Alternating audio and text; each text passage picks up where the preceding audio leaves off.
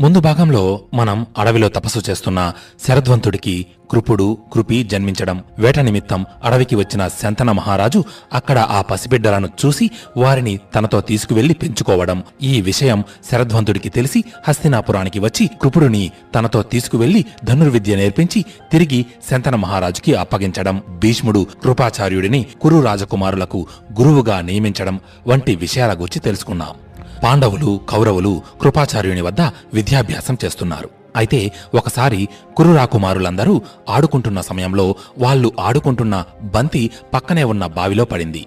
బావి బాగా లోతుగా ఉండటంతో రాకుమారులందరూ ఎంత ప్రయత్నించినా ఆ బంతిని బయటకు తీయలేకపోయారు. దానితో వారందరూ నిస్సహాయంగా ఆ బావి దగ్గరే నిలబడి నీటిలో ఉన్న బంతిని చూస్తున్నారు. ఇంతలో రాకుమారుల వెనుక నుంచి వేగంగా ఒక బాణం వచ్చి బావిలో ఉన్న బంతికి గుచ్చుకుంది. వెంటనే రాకుమారులందరూ ఆ బాణం వేసింది ఎవరా అని వెనక్కు తిరిగి చూశారు. అక్కడ వారికి ధనస్సుకి బాణం ఎక్కుబెట్టి వదలడానికి సిద్ధంగా ఉన్న బ్రహ్మ తేజస్సుతో ఒక బ్రాహ్మణుడు కనిపించాడు. అతడే భరద్వాజ మహాముని కుమారుడు, పరశురాముని శిష్యుడు ద్రోణాచార్యుడు.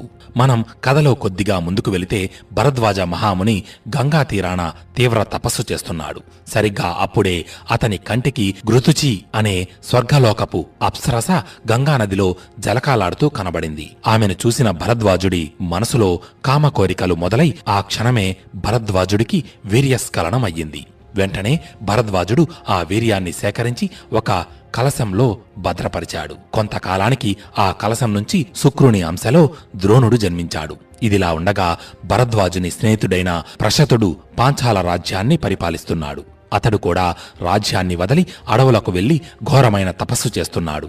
తపస్సు చేస్తున్న ప్రశతుడికి అడవిలో ఒకసారి మేనక అనే అప్సరస కనబడింది. ఆమెను చూసిన ప్రశతుడికి వీర్యపతనం అయ్యింది.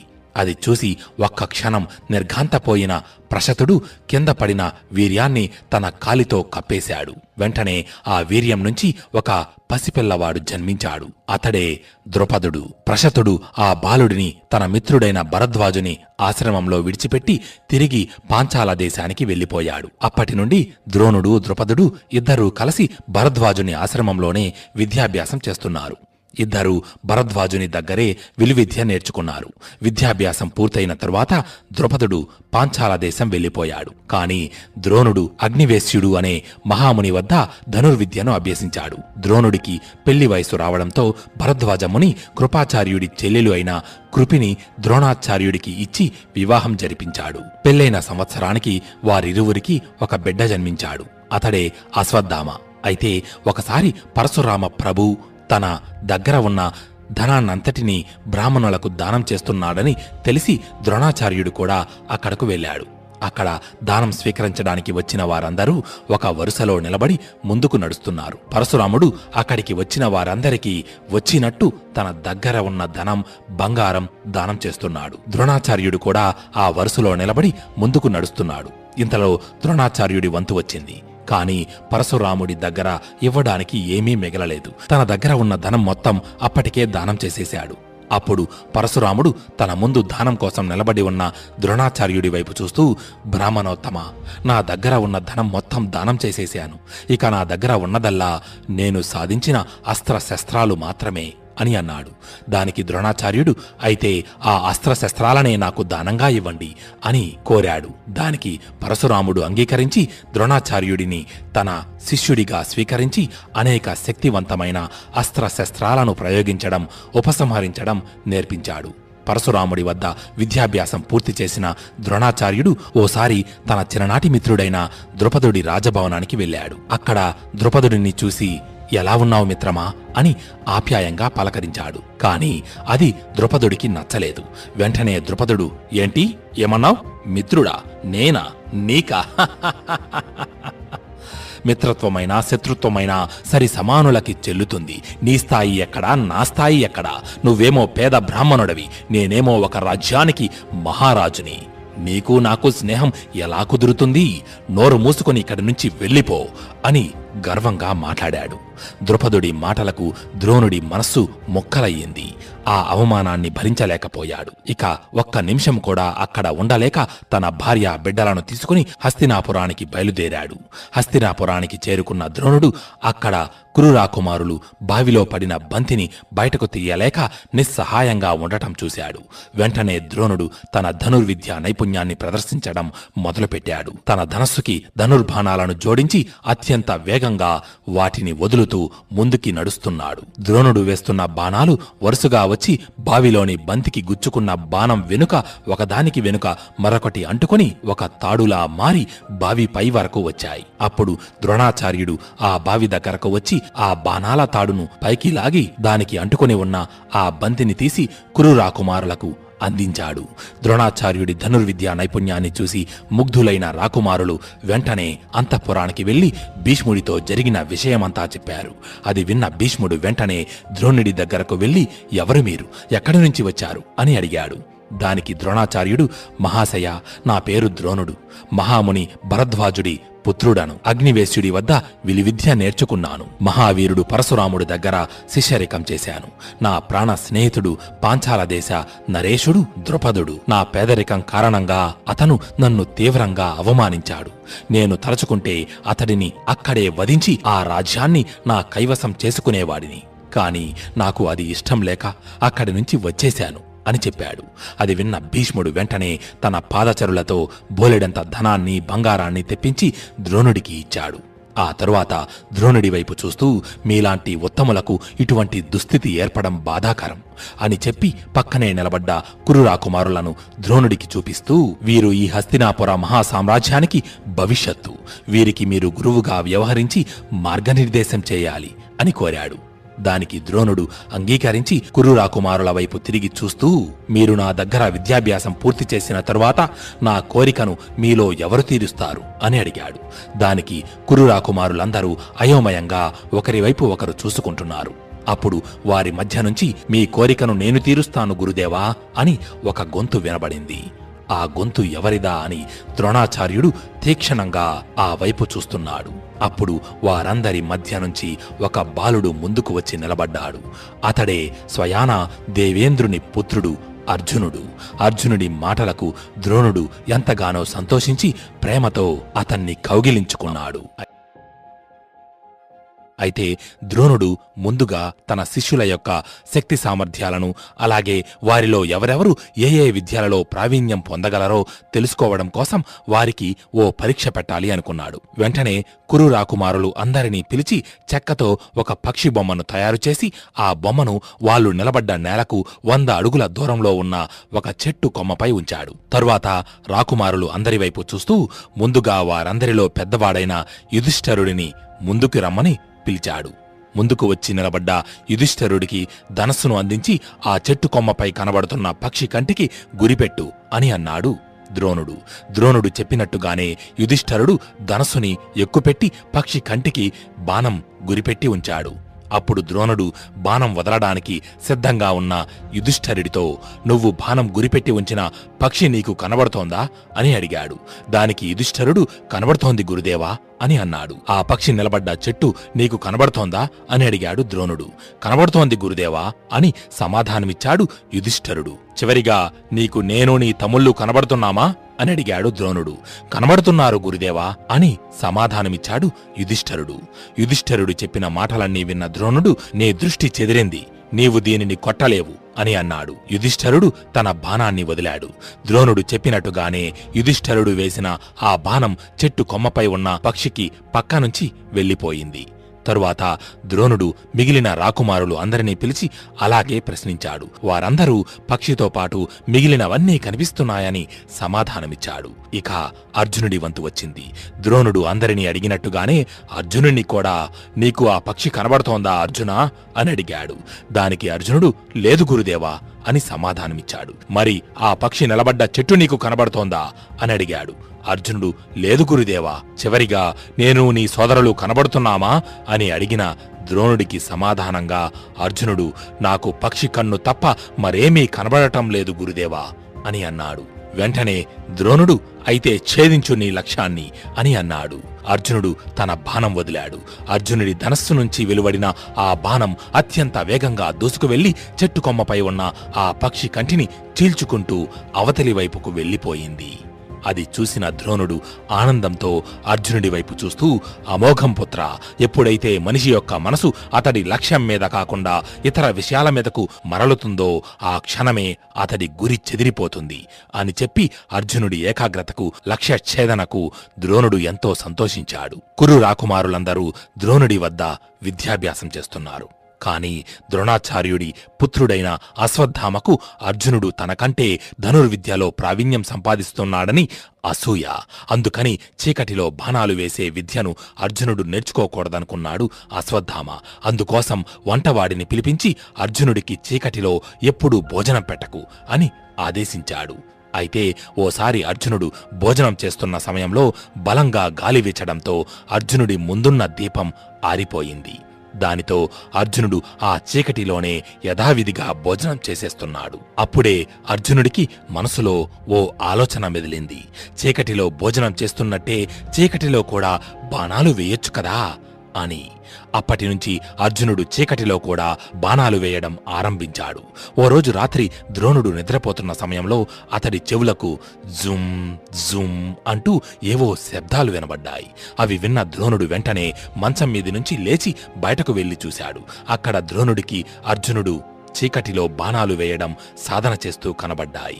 ద్రోణుడికి వినిపించిన ఆ శబ్దాలు అర్జునుడి ధనస్సు నుంచి వదులుతున్న బాణాల యొక్క అల్లేతాడు శబ్దాలు. ధనుర్విద్యపై అర్జునుడికి ఉన్న ఆ శక్తి, అలాగే అతడి దృఢ సంకల్పం చూసి ద్రోణుడు సంతోషపడి అర్జునుడి వైపు చూస్తూ, నువ్వు నా శిష్యులందరిలో కల్లా ప్రియ శిష్యుడవు. నిన్ను ఈ విశ్వంలోనే అందరికన్నా గొప్ప ధనుర్ధారిని చేస్తాను అని చెప్పి తను పరశురాముడి దగ్గర నేర్చుకున్న అనేక దివ్యాస్త్రాలను అర్జునుడికి నేర్పించాడు. ద్రోణుడి పేరు ప్రఖ్యాతలు నలుదిశలా వ్యాపించాయి. దేశ దేశాల నుంచి రాకుమారులు, యువరాజులు ద్రోణుడి వద్ద విలువిద్య నేర్చుకోవడానికి వస్తున్నారు. అలాగే ద్రోణుడి కీర్తి విని హిరణ్యధన్వుడు అనే ఎరుకల రాజు కొడుకైన ఏకలవ్యుడు ఆయన వద్దకు వచ్చి తనకు ధనుర్విద్య నేర్పమని కోరాడు. కాని ఏకలవ్యుడు ఎరుకలవాడన్న కారణంతో ద్రోణుడు దానికి నిరాకరించాడు. దాంతో ఏకలవ్యుడు అడవులకు వెళ్లిపోయాడు. ఇలా కొంతకాలం గడిచింది. ఓ రోజు పాండవులు, కౌరవులు వేట నిమిత్తం సమీపంలో ఉన్న అడవికి వెళ్లారు. అక్కడికి వెళ్ళాక పాండవులకు చెందిన ఒక కుక్క తప్పించుకుని అడవిలోకి వెళ్లిపోయింది. పాండవుల దగ్గర నుంచి పారిపోయిన ఆ కుక్క అడవిలోని ఓ ప్రదేశంలో ఆగి గట్టిగా అరవసాగింది. ఆ అరుపులు విని పాండవులు అక్కడికి చేరుకున్నారు. ఆ కుక్కని తమతో తీసుకువెళ్దామని ముందుకు వెళ్తుంటే ఇంతలో ఎక్కడి నుంచో 7 బాణాలు వచ్చి ఆ కుక్క కంఠంలో దిగబడ్డాయి. అది చూసి పాండవులు ఆశ్చర్యపోయారు. కేవలం కుక్క అరుస్తున్న శబ్దం విని లక్ష్యాన్ని ఛేదించిన ఆ ధనుర్ధారి ఎవరా అని ఆ బాణాలు వచ్చిన దిక్కువైపు నడుస్తూ వాటిని వేసిన వ్యక్తిని వెతుక్కుంటూ పాండవులు ముందుకు వెళ్లారు. అక్కడ ఓ చోట పాండవులకు మట్టి విగ్రహం ఒకటి కనబడింది. అది చూసి వారు ఆశ్చర్యపోయారు. ఎందుకంటే ఆ విగ్రహం ఎవరిదో కాదు, స్వయాన వాళ్ల గురువైన ద్రోణాచార్యుడిది. ఇంతలో ఏవో అడుగుల చప్పుళ్లు వినబడి పక్కకు తిరిగి చూశారు. అక్కడ వారి కంటికి జింక చర్మాన్ని నడుముకు కట్టుకుని ధనుర్బాణాలను చేత్తో పట్టుకుని ఓ యువకుడు కనిపించాడు. వెంటనే పాండవులు అతడిని, ఎవరు నువ్వు? విలువిద్యలో నీ గురువు ఎవరు అని అడిగారు. దానికి ఆ యువకుడు, నా పేరు ఏకలవ్యుడు, నేను ఎరుకల రాజు కుమారుడను, నా గురువు ఈయనే అని చెప్పి అక్కడే ఉన్న ద్రోణాచార్యుడి విగ్రహం వైపు చూపించాడు. ద్రోణుడు ఏకలవ్యునికి ధనుర్విద్య నేర్పించడానికి నిరాకరించిన తరువాత ఏకలవ్యుడు అక్కడి నుంచి అడవికి తిరిగి వచ్చేశాడు. తరువాత మట్టితో ద్రోణుడి విగ్రహాన్ని తయారు చేసుకుని ఆ విగ్రహాన్నే తన గురువుగా భావించి ధనుర్విద్యను సాధన చేశాడు. ఏకలవ్యుడి మాటలు విన్న కురు రాకుమారులు తిరిగి ద్రోణాచార్యుడి దగ్గరకు వెళ్లి జరిగిన విషయాన్నంతా చెప్పారు. కాని గురువుని ఎదురుగా పెట్టుకుని అనుక్షణం సాధన చేస్తున్న అర్జునుడి కన్నా ఒక మట్టి విగ్రహాన్ని ముందు పెట్టుకుని ధనుర్విద్యలో అంతటి ప్రావీణ్యాన్ని సాధించిన ఏకలవ్యుడిని చూసి అర్జునుడు భరించలేకపోయాడు. ద్రోణుడిని ఒంటరిగా కలుసుకుని, గురుదేవా, నేను తమరి యొక్క ప్రియ శిష్యుడినని చెప్పారు. నాకు అన్ని విద్యలు నేర్పించాను అని చెప్పారు. కాని ఆ ఏకలవ్యుడు మీ ప్రియ శిష్యుడు అంట కదా, అతడికి నాకంటే విలువిద్యలో నైపుణ్యం ఎక్కువ అంట కదా అని అడిగాడు. అది విన్న ద్రోణుడికి ఏమీ అర్థం కాక అర్జునుడిని తీసుకుని ఏకలవ్యుడు ఉన్న ప్రదేశానికి వెళ్ళాడు. ద్రోణుడిని చూసిన ఏకలవ్యుడు ఎదురు వచ్చి ఆయనకు ప్రణామం చేశాడు. ఏకలవ్యుడిని చూసిన ద్రోణుడు ఎవరు నువ్వు అని అడిగాడు. దానికి ఏకలవ్యుడు నేను మీ శిష్యుడను గురుదేవా అని అన్నాడు. దానికి ద్రోణుడు అసత్యం, నేను నీకు ఎన్నడూ విద్య నేర్పలేదు అని అన్నాడు. అప్పుడు ఏకలవ్యుడు లేదు గురుదేవా, నేను మీ విగ్రహాన్నే గురువుగా భావించి సాధన చేశాను అని అన్నాడు. దానికి ద్రోణుడు కేవలం విగ్రహం ముందు సాధన చేసి ధనుర్విద్యలో ఇంతటి ప్రావీణ్యాన్ని సంపాదించావా, అద్భుతం అంటూ ఏకలవ్యుడిని ప్రేమగా దగ్గరకు తీసుకుందామనుకునే లోపు పక్కనే ఏకలవ్యుడి ధనుర్విద్యా నైపుణ్యాన్ని చూసి తన ఆత్మస్థైర్యాన్ని కోల్పోయి నిస్సహాయంగా నిలుచున్న అర్జునుణ్ణి చూసి ఆగిపోయాడు. ఇంతలో నిన్ను ఈ విశ్వంలో గొప్ప ధనుర్ధారిని చేస్తాను అని అర్జునుడికి ఇచ్చిన మాట గుర్తుకు వచ్చింది. దాంతో ఏకలవ్యుడి వైపు చూస్తూ నేను నీ గురువుని అంటున్నావు, మరి నీ గురువుకి గురుదక్షిణ చెల్లించవా అని కోరాడు. అప్పుడు ఏకలవ్యుడు ద్రోణుడి వైపు చూస్తూ గురుదేవా, ఇది నా దేహం, ఇది నా ధనం, వీరు నా సేవకులు, మీకు ఏం కావాలో కోరుకోండి అని అన్నాడు. దానికి ద్రోణుడు నీ కుడి చేతి బ్రొటనివేలు నాకు గురుదక్షిణగా కావాలి అని అన్నాడు. ద్రోణుడి మాటలు విన్న ఏకలవ్యుడు మరో క్షణం ఆలోచించకుండా ఆ క్షణమే కత్తి తీసి తన కుడి చేతి బొటనవేలును కోసి ద్రోణుడికి ఇచ్చాడు. బొటనవేలు లేనందువలన ఇక ఏకలవ్యుడు బాణాలు వెయ్యలేడు. తను ఇన్నాళ్లు కష్టపడి చేసిన సాధన, నేర్చిన విద్యకు విలువ లేకుండా పోయింది. ఏకలవ్యుడి బొటనవేలు తన కారణంగానే పోయిందని అర్జునుడు బాధపడినా ఇక తనని మించిన ధనుర్ధారి లేడని మనసులో చిన్న ఆనందం. సరిగ్గా అప్పుడే వారందరి వెనుక నుంచి ఒక బాణం అత్యంత వేగంగా దూసుకువచ్చి అర్జునుడి కాళ్ల ముందు గుచ్చుకుంది. వెంటనే అర్జునుడితో సహా మిగిలిన వారందరూ ఆ బాణం వేసింది ఎవరా అని వెనక్కు తిరిగి చూశారు. అక్కడ సహజ కవచ కుండలాలను ధరించి సూర్య తేజస్సుతో ప్రకాశిస్తూ ధనస్సును చేతధరించి కర్ణుడు నిలబడి ఉన్నాడు. అయితే ఏకలవ్యుడిని ద్రోణుడు గురుదక్షిణగా బ్రొటనవేలును ఇమ్మని అడగడానికి ముఖ్య కారణం ఏమిటంటే ఏకలవ్యుడు జరాసంధుడు పరిపాలిస్తున్న మగధ రాజ్యానికి చెందినవాడు. హస్తినాపురానికి మగధ రాజ్యానికి మధ్య వైరం ఉంది. ఏకలవ్యుడు గొప్ప ధనుర్ధారి అయితే ఎప్పటికైనా హస్తినాపురానికి ప్రమాదకరం. హస్తినాపుర రాజగురువుగా రాజ్యాన్ని ఆపద నుంచి రక్షించడం ద్రోణుడి కర్తవ్యం. అందువలనే ద్రోణుడు ఏకలవ్యుడి బ్రొటనవేలును గురుదక్షిణగా కోరాడు. అర్జునుడు కూడా ఏకలవ్యుడికి జరిగిన అన్యాయానికి చింతించి ఒకవేళ ఏకలవ్యుడికి బ్రొటనవేలు ఉండి ఉంటే నాకంటే గొప్ప ధనుర్ధారి అవుతాడా అన్న ఆలోచనతో తీవ్ర సాధన చేసి ఎడమ చేత్తో కూడా బాణాలను వేయడం నేర్చుకున్నాడు. మహాభారతం మొత్తంలో ఎడమ చేత్తో బాణాలు వేయగల సమర్థుడు అర్జునుడొక్కడే. అందుకే అర్జునుడిని సవ్యసాచి అని కూడా అంటారు. ఇలా ఒకసారి విద్యాభ్యాస సమయంలో ద్రోణుడు తన శిష్యులకు ధనుర్విద్యలో మెలకువలు వివరిస్తున్న సమయంలో అత్యంత వేగంగా ఓ బాణం గాలిలో ప్రయాణిస్తూ అర్జునుడి వెనుక నుంచి దూసుకువచ్చి ద్రోణాచార్యుడి కాళ్ల ముందున్న నేలపై గుచ్చుకొని భూమిలో నుంచి నీళ్లు బయటకు వచ్చి ద్రోణాచార్యుని పాదాలపై పడ్డాయి. వెంటనే ఆ బాణం వేసింది ఎవరా అని అర్జునుడితో సహా మిగిలిన వాళ్ళందరూ వెనక్కు తిరిగి చూశారు. అక్కడ ధనుర్బాణాలు చేతధరించి కర్ణుడు నిలబడి ఉన్నాడు. తరువాత కర్ణుడు ముందుకు నడిచి ద్రోణాచార్యుడి దగ్గరకు వెళ్లి ప్రణామం గురుదేవా అని అన్నాడు. కర్ణుడిని చూసిన ద్రోణుడు వెంటనే ఎవరు నీవు అని ప్రశ్నించాడు. దానికి కర్ణుడు నా పేరు కర్ణుడు, రథసారథి అయిన అతిరథుడి కుమారుడను. మీ దగ్గర ధనుర్విద్యను అభ్యసించడం కోసం వచ్చాను అని చెప్పాడు. దానికి ద్రోణుడు అంగీకరించి కర్ణుడిని తన శిష్యుడిగా స్వీకరించాడు. అప్పటినుంచి కురురాకుమారులందరితో సహా కర్ణుడు కూడా ద్రోణాచార్యుడి దగ్గరే ధనుర్విద్యను నేర్చుకుంటున్నాడు. ఆ సమయంలోనే కర్ణుడికి అర్జునుడికి మధ్య వైరం మొదలయ్యింది. ద్రోణాచార్యుని శిష్యులందరిలో కల్లా అర్జునుడు శ్రేష్ఠుడు, గొప్ప ధనుర్ధారి. కర్ణుడు చిన్నప్పటి నుంచి తను పుట్టిన కులం కారణంగా ఎన్నో అవమానాలు ఎదుర్కొన్నాడు. తనకి అర్హత ఉన్నా దానికి తగిన గౌరవం దక్కలేదు. ఆ కారణంగానే కర్ణుడు అర్జునుడిపై అసూయ పెంచుకున్నాడు. ఆ అసూయే తరువాత కాలంలో కర్ణ దుర్యోధనుల మైత్రికి పునాదులు వేసింది. అయితే ఒకసారి ద్రోణుడు తన శిష్యులందరినీ తీసుకుని గంగానదిలో స్నానం చేయడానికి వెళ్ళాడు. అక్కడ వాళ్ళందరూ నదిలో స్నానం చేస్తుండగా ఒక భయంకరమైన ముసలి వచ్చి ద్రోణుడి తొడని గట్టిగా పట్టుకొని నీటిలోకి లాక్కుపోవాలని చూసింది. అప్పుడు వెంటనే ద్రోణుడు రాకుమారులారా నన్ను రక్షించండి రక్షించండి అని అరవసాగాడు. ఆ అరుపులు విన్న కురు రాకుమారులందరూ ఏం చెయ్యాలో దిక్కుతోచక అటూ ఇటూ తిరుగుతున్నారు.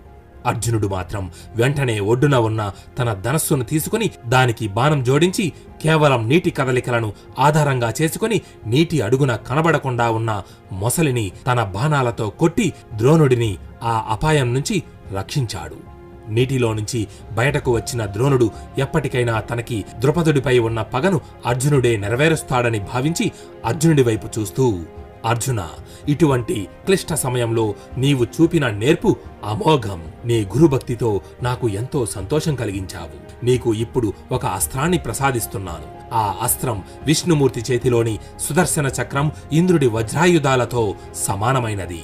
దీనిని అల్ప మానవులపై ప్రయోగించకూడదు. లోకాలనే అంతం చేసే శక్తి దానికి ఉంది. ఇదే బ్రహ్మశిరము అని చెప్పి ద్రోణుడు తన చెయ్యి పైకెత్తి మంత్రం స్మరించగానే ఆకాశంలోని మెరుపులన్నీ ఒక్కటై ద్రోణుడి చేతిలోకి ప్రసరించి ఆ మెరుపుల శక్తితో బ్రహ్మాస్త్రం ప్రత్యక్షమయ్యింది. ద్రోణుడు ఆ అస్త్రాన్ని అర్జునుడికి ప్రసాదించి అర్జునుడి చెవిలో బ్రహ్మాస్త్ర ప్రయోగ ఉపసంహార మంత్రాలను చెప్పాడు. ఉపసంహార మంత్రం అంటే ప్రయోగించిన బ్రహ్మాస్త్రాన్ని తిరిగి వెనక్కు తీసుకోవడం. ద్రోణుడు బ్రహ్మాస్త్రాన్ని తన పుత్రుడైన అశ్వత్థామకు కూడా ప్రసాదిస్తాడు. కాని అశ్వత్థామకు బ్రహ్మాస్త్రాన్ని ప్రయోగించడమే గాని ఉపసంహరించడం తెలియదు. ఇలా కురు రాకుమారులందరూ ద్రోణుడి దగ్గర అస్త్ర విద్య నేర్చుకుంటున్నారు. అయితే ఓసారి కర్ణుడు ద్రోణాచార్యుడి దగ్గరకు వెళ్లి, గురుదేవా, నాకు కూడా బ్రహ్మాస్త్రాన్ని ప్రసాదించి అర్జునుడితో సమానుడిని చెయ్యండి అని కోరాడు. దానికి ద్రోణుడు, బ్రహ్మాస్త్రాన్ని క్షత్రియులకు బ్రాహ్మణులకు తప్ప వేరొకరికి నేర్పించకూడదు. అందువల్ల నేను నీకు బ్రహ్మాస్త్రాన్ని ప్రసాదించలేను అని అన్నాడు. దానితో కర్ణుడు బ్రహ్మాస్త్రాన్ని పొందడం కోసం అక్కడి నుంచి పరశురాముడి దగ్గరకు ప్రయాణమయ్యాడు. ఇక్కడ ఒక చిన్న సందేహాన్ని నివృత్తి చేయాలని అనుకుంటున్నాను. చాలామంది ద్రోణుడు కర్ణుడికి ధనుర్విద్య నేర్పించడానికి నిరాకరించాడు అనుకుంటారు. మేము ఇంతకుముందు చేసిన కర్ణ బయోగ్రఫీ వీడియోలో కూడా అలాగే చెప్పాం. కానీ నిజానికి కర్ణుడు ముందుగా ద్రోణుడి దగ్గర ధనుర్విద్య నేర్చుకుంటాడు. ఆ తరువాత బ్రహ్మాస్త్రాన్ని పొందడం కోసం పరశురాముడి దగ్గరకు వెళ్ళాడు. కర్ణ వీడియోలో అలా చెప్పడానికి కారణం, ఆ కర్ణ వీడియో అనేక పుస్తకాలను, అనేక రకాల మూలాలను ఆధారంగా చేసుకుని చెప్పడం జరిగింది. అంతేకాకుండా ఆ వీడియోలో కర్ణుడిలోని నెగిటివ్స్ ని చెప్పడానికి కుదరలేదు. కానీ ఈ మహాభారతం భాగాలను వ్యాసభారతాన్ని ఆధారంగా చేసుకుని మీతో పంచుకుంటున్నాం. కాబట్టి కర్ణుడి బయోగ్రఫీ వీడియోకి దీనికి కొన్ని మార్పులు కనబడతాయి. అంతేకాకుండా గంధర్వుడు చిత్రసేనుని చేతిలో ఓటమి, ద్రౌపది వస్త్రాపహరణం, అభిమన్యుడి మరణం వంటి సంఘటనలు కర్ణుడిలోని చెడు స్వభావాన్ని ప్రదర్శిస్తాయి. కాబట్టి కర్ణుడి గురించి ఇప్పటిదాకా మీకు తెలిసినవన్నీ పక్కనబెట్టి ఒక బ్లాంక్ మైండ్తో ఈ సిరీస్ను చూడటం వలన మహాభారతంలోని అందరి వ్యక్తుల యొక్క వ్యక్తిత్వం, అలాగే వారి పాత్రల ప్రాముఖ్యత అర్థమవుతుంది. ఇక కురు రాకుమారుల విద్యాభ్యాసం పూర్తయింది. ఒకరోజు ద్రోణాచార్యుడు ధృతరాష్ట్రుడి అంతఃపురానికి వెళ్లి, మహారాజా, రాకుమారులందరూ సకల విద్యలలో ప్రావీణ్యులయ్యారు. అస్త్రశస్త్రాల ప్రయోగ నైపుణ్యంలో ఆరితేరిపోయారు. అనేక రకాల సంగ్రామ పద్ధతులలో నిష్ణాతులు. ఒక మహా సదస్సును ఏర్పాటు చేసి కురువంశ పెద్దలైన వ్యాసుడు, భీష్ముడు, విదురుడు మొదలగు పెద్దలు విచ్చేసి రాకుమారుల అపార శక్తి సామర్థ్యాలను పరిశీలించాలని కోరుతున్నాను అని అన్నాడు. దానికి ధృతరాష్ట్రుడు ఎంతో సంతోషించి విదురుడిని పిలిపించి రాకుమారుల అస్త్ర విద్యా ప్రదర్శన సభను ఏర్పాటు చేయమని ఆదేశించాడు. మహారాజు ఆజ్ఞతో విదురుడు కనుచూపు మేర వరకు ఆక్రమించి ఉన్న ప్రదేశాన్ని విస్తీర్ణంగా రంగస్థలంగా మార్చి ఆ రంగస్థలం చుట్టూ ఎన్నో ప్రేక్షక భవనాలను, అతిథులకు స్వర్ణ సింహాసనాలను ఏర్పాటు చేసి ఒక మహా ప్రదర్శనశాలను నిర్మింపజేశాడు. అస్త్ర విద్యా ప్రదర్శనకు ధృతరాష్ట్రుడు, గాంధారి విచ్చేసి వారి సింహాసనాలలో కూర్చున్నారు. వ్యాసుడు, భీష్ముడు, కృపాచార్యుడు, శకుని, శల్యుడు మొదలగు పెద్దలు విచ్చేసి వారి వారి ఆసనాలలో కూర్చున్నారు. రాకుమారుల అద్భుత పరాక్రమాలను చూడటానికి హస్తినాపురి నుంచి మాత్రమే కాక ఇతర రాజ్యాల నుంచి కూడా ప్రజలు తండోపతండాలుగా వచ్చి ఇసుక వేస్తే కిందికి జారదు అన్నంతగా సభను ఆక్రమించారు. ఇంతలో సభ ప్రారంభానికి సూచనగా ఓ పెద్ద శంఖారావం రంగభూమి అంతటా వినిపించింది. ద్రోణాచార్యుడు తెల్లటి వస్త్రాలు ధరించి అశ్వత్థామతో రంగస్థలంలోకి అడుగుపెట్టాడు. రాకుమారులందరూ ద్రోణుడి వెనుక వయస్సు ప్రకారం వరుస క్రమంలో నిలబడి రంగస్థలంలోకి ప్రవేశించారు. ముందుగా కొంతమంది రాకుమారులు ముందుకొచ్చి ఒక్కొక్కరిగా గద, గొడ్డలి, కత్తి, బల్లెం ఇలా వివిధ రకాల ఆయుధాలతో వారి నైపుణ్యాన్ని ప్రదర్శించారు. ఇంకొంతమంది బాణాలు వెయ్యడం, రథాలు నడపడం, జంతువులను అదుపు చేయడం, వారి ఆయుధాలతో మెరుపుల్ని, మంటల్ని సృష్టించడం వంటి విద్యలను కనబరిచారు. తరువాత భీముడు, దుర్యోధనుడు రంగస్థలంలోకి ప్రవేశించి గదాయుద్ధం చేయడం ప్రారంభించారు.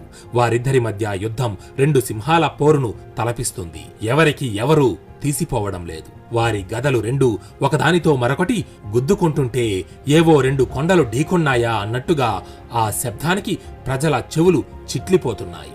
వారి పాదాల తాకిడికి భూమి దద్దరిల్లిపోతోంది.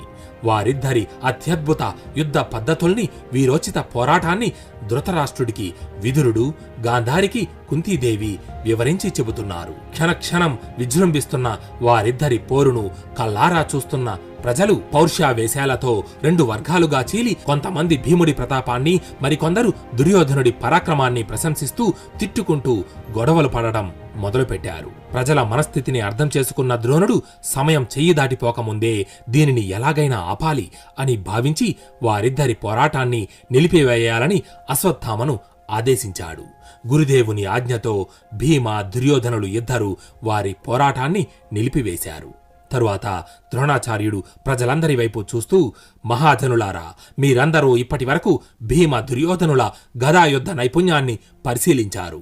ఇప్పుడు నా ప్రియ శిష్యుడు అర్జునుడి అద్భుత ధనుర్విద్యను చూసి ఆనందించండి అని చెప్పి అర్జునుడిని రంగస్థలంలోకి ఆహ్వానించాడు. గురువు ఆజ్ఞతో ధనస్సు పట్టుకుని రంగస్థలంలోకి ప్రవేశించాడు అర్జునుడు. అర్జునుడి రాకను చూసిన ప్రజలందరూ, ఇతడు పాండురాజు పుత్రుడు అర్జునుడు, గొప్ప విలుకారి అంటూ జయజయధ్వానాలు చేశారు. ఆ జయజయధ్వానాలు విని ధృతరాష్ట్రుడు పక్కనే ఉన్న విదురుడితో, ఏమైంది విదురా, ప్రజలందరూ ఎందుకు సంతోషంగా ఉన్నారు అని అడిగాడు. దానికి విదురుడు, రాకుమారుడు అర్జునుడు రంగస్థల ప్రవేశం చేశాడు మహారాజా అని సమాధానమిచ్చాడు. రంగస్థలంలో అడుగుపెట్టిన అర్జునుడు ముందుగా ద్రోణుడికి ప్రణామం చేసి తరువాత తన ధనుర్విద్యా నైపుణ్యాన్ని ప్రదర్శించడం మొదలుపెట్టాడు. తన ధనస్సు ఎక్కుపెట్టి ముందుగా ఆగ్నేయాస్త్రాన్ని ప్రయోగించి ఆకాశం నుంచి అగ్నిజ్వాలలు కురిపించాడు. మళ్లీ మరుక్షణంలోనే వారుణాస్త్రాన్ని ప్రయోగించి వర్షపు చినుకులను పుట్టించి ఆ అగ్నిని ఆవిరి చేశాడు. భూతలాస్త్రాన్ని ప్రయోగించి తను నిలబడ్డ చోటులోని భూమిలోకి ప్రవేశించి వేరొక చోటు నుంచి బయటకు వచ్చాడు. అంతర్ధాన శస్త్రాన్ని ప్రయోగించి అదృశ్యమై ప్రేక్షకుల మధ్యకు వెళ్లి మరుక్షణంలోనే తిరిగి రంగస్థలంలో ప్రత్యక్షమయ్యాడు. అర్జునుడి అద్భుత ధనుర్విద్యా నైపుణ్యాన్ని చూసి ప్రజలందరూ ఆశ్చర్యపోతున్నారు. అర్జున, అర్జున అంటూ ఆ సభ మొత్తం దద్దరిల్లేలా అరుస్తున్నారు. అర్జునుడు ఈసారి తన ధనస్సును ఎక్కుపెట్టి ఆకాశంలోకి ఒక అస్త్రాన్ని ప్రయోగించాడు. ఆ అస్త్ర ప్రభావానికి ఆకాశంలో కారు మేఘాలు ఆవరించి సూర్యుడిని కమ్మి ఆ ప్రదేశమంతా చీకటితో నిండిపోయింది.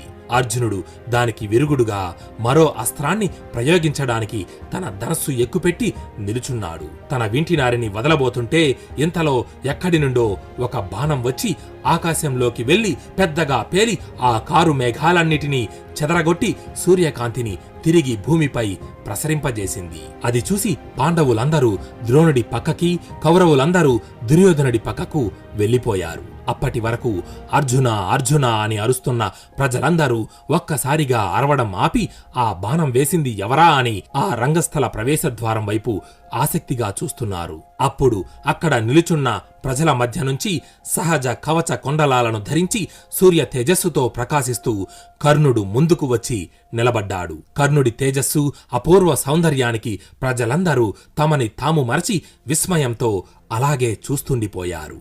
అప్పుడు కర్ణుడు రంగస్థలం మధ్యలోకి ప్రవేశించి ద్రోణుడికి ప్రణామం చేసి అర్జునుడి వైపు చూస్తూ, అర్జున, ఏవో 4 మాయలు చేసి నీ అంతటి ధనుర్ధారి ఇంకెక్కడా లేడని మిడిసిపడకు. నువ్వు చేసిన ఈ విద్యలన్నీ నేను కూడా చెయ్యగలను అని అన్నాడు. కర్ణుడి మాటలకు అర్జునుడికి కోపం తన్నుకొచ్చింది.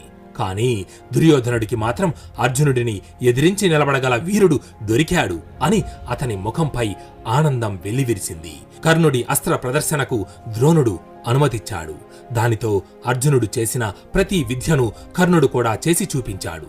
అది చూసిన దుర్యోధనుడు తన తమ్ముళ్లతో సహా కర్ణుడి దగ్గరకు వెళ్లి, కర్ణుడిని ఎన్నో విధాలుగా ప్రశంసించి, మా అదృష్టం వల్లనే నువ్వు ఈరోజు ఇక్కడికి వచ్చావు. ఇప్పటి నుంచి నువ్వు మాకు మిత్రుడవు. నీకు ఏం కావాలన్నా కోరుకో, ఇస్తాము అని అన్నాడు. దానికి కర్ణుడు, అర్జునుడితో ద్వంద్వ యుద్ధం చెయ్యాలనేదే నా కోరిక అని చెప్పాడు. కాని అర్జునుడు దానికి అడ్డు చెబుతూ, ఇది కురువంశ రాజకుమారుల విద్యా ప్రదర్శన, నిన్ను ఎవరు ఆహ్వానించారు అని అన్నాడు. దానికి కర్ణుడు, ఇది వీరులందరికీ చెందిన విద్యా ప్రదర్శన, ఇక్కడికి రావడానికి ఎవరి అనుమతి తీసుకోవలసిన అవసరం లేదు. వీరులెవరైనా సరే ఇక్కడికి రావచ్చు అని అన్నాడు. దానికి దుర్యోధనుడు సంతోషించి కర్ణుడికి అర్జునుడికి ద్వంద్వ యుద్ధం ఏర్పాటు చేశాడు. అర్జునుడు కూడా కర్ణుడితో తలపడటానికి సిద్ధపడ్డాడు. ఇద్దరి మధ్య పోరు మొదలయ్యింది. చిత్ర విచిత్ర అస్త్రశస్త్రాలను ప్రయోగిస్తూ అరివీర భయంకరులై ఇద్దరు ఘోరంగా యుద్ధం చేస్తున్నారు. వారు ప్రయోగిస్తున్న బాణ పరంపర ఆకాశంలోని సూర్యకిరణాలను తలపిస్తూ సభను ముంచెత్తాయి. కౌరవులందరూ కర్ణుడి పక్కకు వెళ్లి కర్ణుడి అస్త్ర నైపుణ్యాన్ని పరిశీలించి అభినందిస్తున్నారు. భీష్ముడు, విదురుడు వంటి కురు పెద్దలు అర్జునుడి పక్కకు వెళ్లి అర్జునుడి ప్రావీణ్యాన్ని ప్రశంసించి ప్రోత్సహిస్తున్నారు. వారిద్దరి పోరాటాన్ని చూస్తూ ప్రజలందరూ జయ జయధ్వానాలతో కోలాహలం చేస్తున్నారు. ఇంతలో కర్ణుడు అర్జునుడి మీదకు పర్జన్యాస్త్రాన్ని ప్రయోగించాడు. దానితో అర్జునుడి చుట్టూ నల్లటి మబ్బులు ఏర్పడి అర్జునుడు కనబడకుండా పోయాడు. అది చూసి కుంతీదేవి స్పృహ తప్పి పడిపోయింది. వెంటనే విదురుడు పాదచారుల ద్వారా కుంతీదేవిని సేదతీర్చాడు. ఇంతలో అర్జునుడు వ్యాయస్త్రాన్ని ప్రయోగించి ఆ నల్లటి మబ్బులను చెదరగొట్టాడు. ఆ దృశ్యాన్ని విదురుడు కుంతీదేవికి చూపించి సంతోషం కలిగించాడు. కృపాచార్యుడి ద్వంద్వ యుద్ధ ధర్మ రహస్యవేత్త, క్షణక్షణానికి తీవ్రమై పెరిగిపోతున్న కర్ణార్జునుల దారుణ సంగ్రామ ధోరణి పరిశీలించి మెరుపు వేగంతో వారిద్దరి మధ్య చేరి గంభీర స్వరంతో కర్ణుడి వైపు చూస్తూ, కర్ణ, అర్జునుడు కురువంశ వర్ధనుడు, కుంతి పాండురాజుల కుమారుడు. మరి నువ్వు కూడా నీ వంశ ఖ్యాతిని, తల్లిదండ్రులెవరో మాకందరికీ వెల్లడించు. నీవు అన్ని విధాలా అర్జునుడితో తులతూగినట్లయితే తరువాత తిరిగి అర్జునుడితో తలపడు అని అన్నాడు. దానికి సమాధానం చెప్పలేక కర్ణుడు నిస్సహాయంగా తలవంచుకున్నాడు. అది విని కర్ణుడి వెనకనున్న దుర్యోధనుడు రోషావేశంతో ముందుకు వచ్చి కృపాచార్యుడి వైపు చూస్తూ, గురువర్య, కులము శౌర్యము అధిక సేన కలిగిన వాడు రాజుగా పిలువబడతాడు.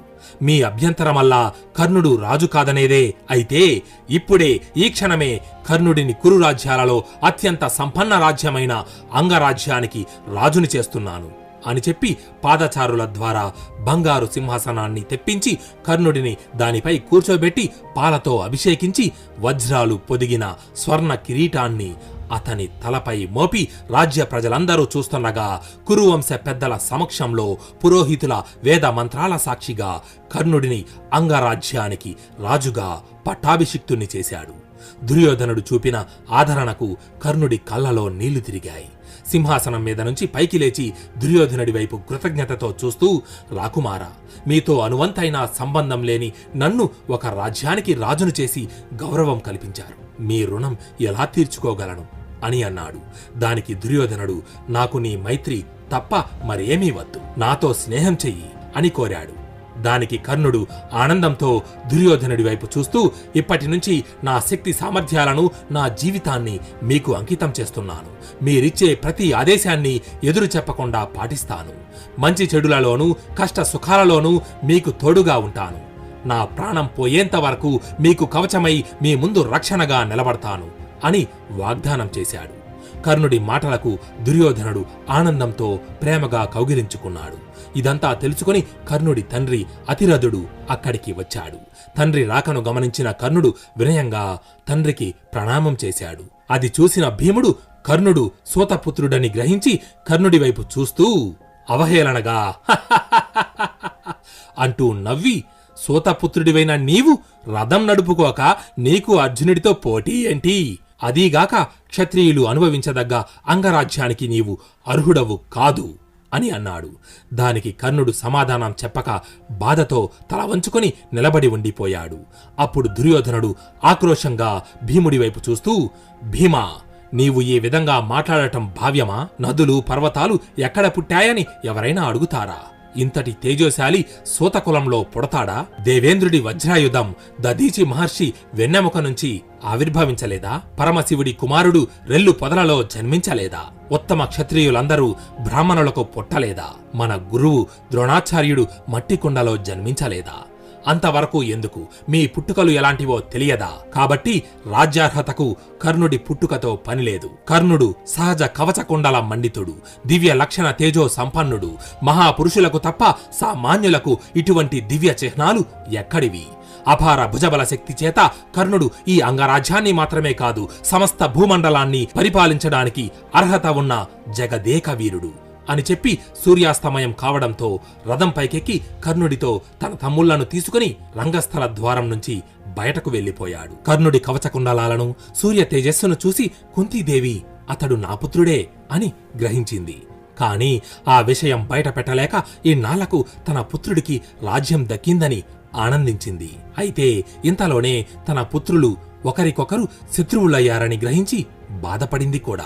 ఆ రోజు రాత్రి కొన్ని కోట్ల దీపాల కాంతుల వెలుగుల మధ్య కర్ణుడు తన రథంపై వాటిని మించిన కాంతితో ప్రకాశిస్తూ దుర్యోధనుడితో కలిసి రాజభవనానికి చేరుకున్నాడు. చాలామంది దుర్యోధనుడు కర్ణుడి శక్తి సామర్థ్యాలను, కవచకుండలాలను చూసి తన లాభం కోసం మాత్రమే అతనితో స్నేహం చేశాడు అని అంటారు. కర్ణుడు కూడా అర్జునుడిపై పగ సాధించడానికి దుర్యోధనుడితో జతకట్టాడు అని కూడా అంటారు. అది నిజమే కావచ్చు. కాని తరువాత కాలంలో వారిద్దరి మధ్య స్నేహం నిజమైన ప్రాణ స్నేహంగా మారుతుంది. ఎందుకంటే పాండవులను లక్క ఇంట్లో పెట్టి దహనం చేసినప్పుడు లోకమంతా పాండవులు చనిపోయారు అనుకుంటుంది.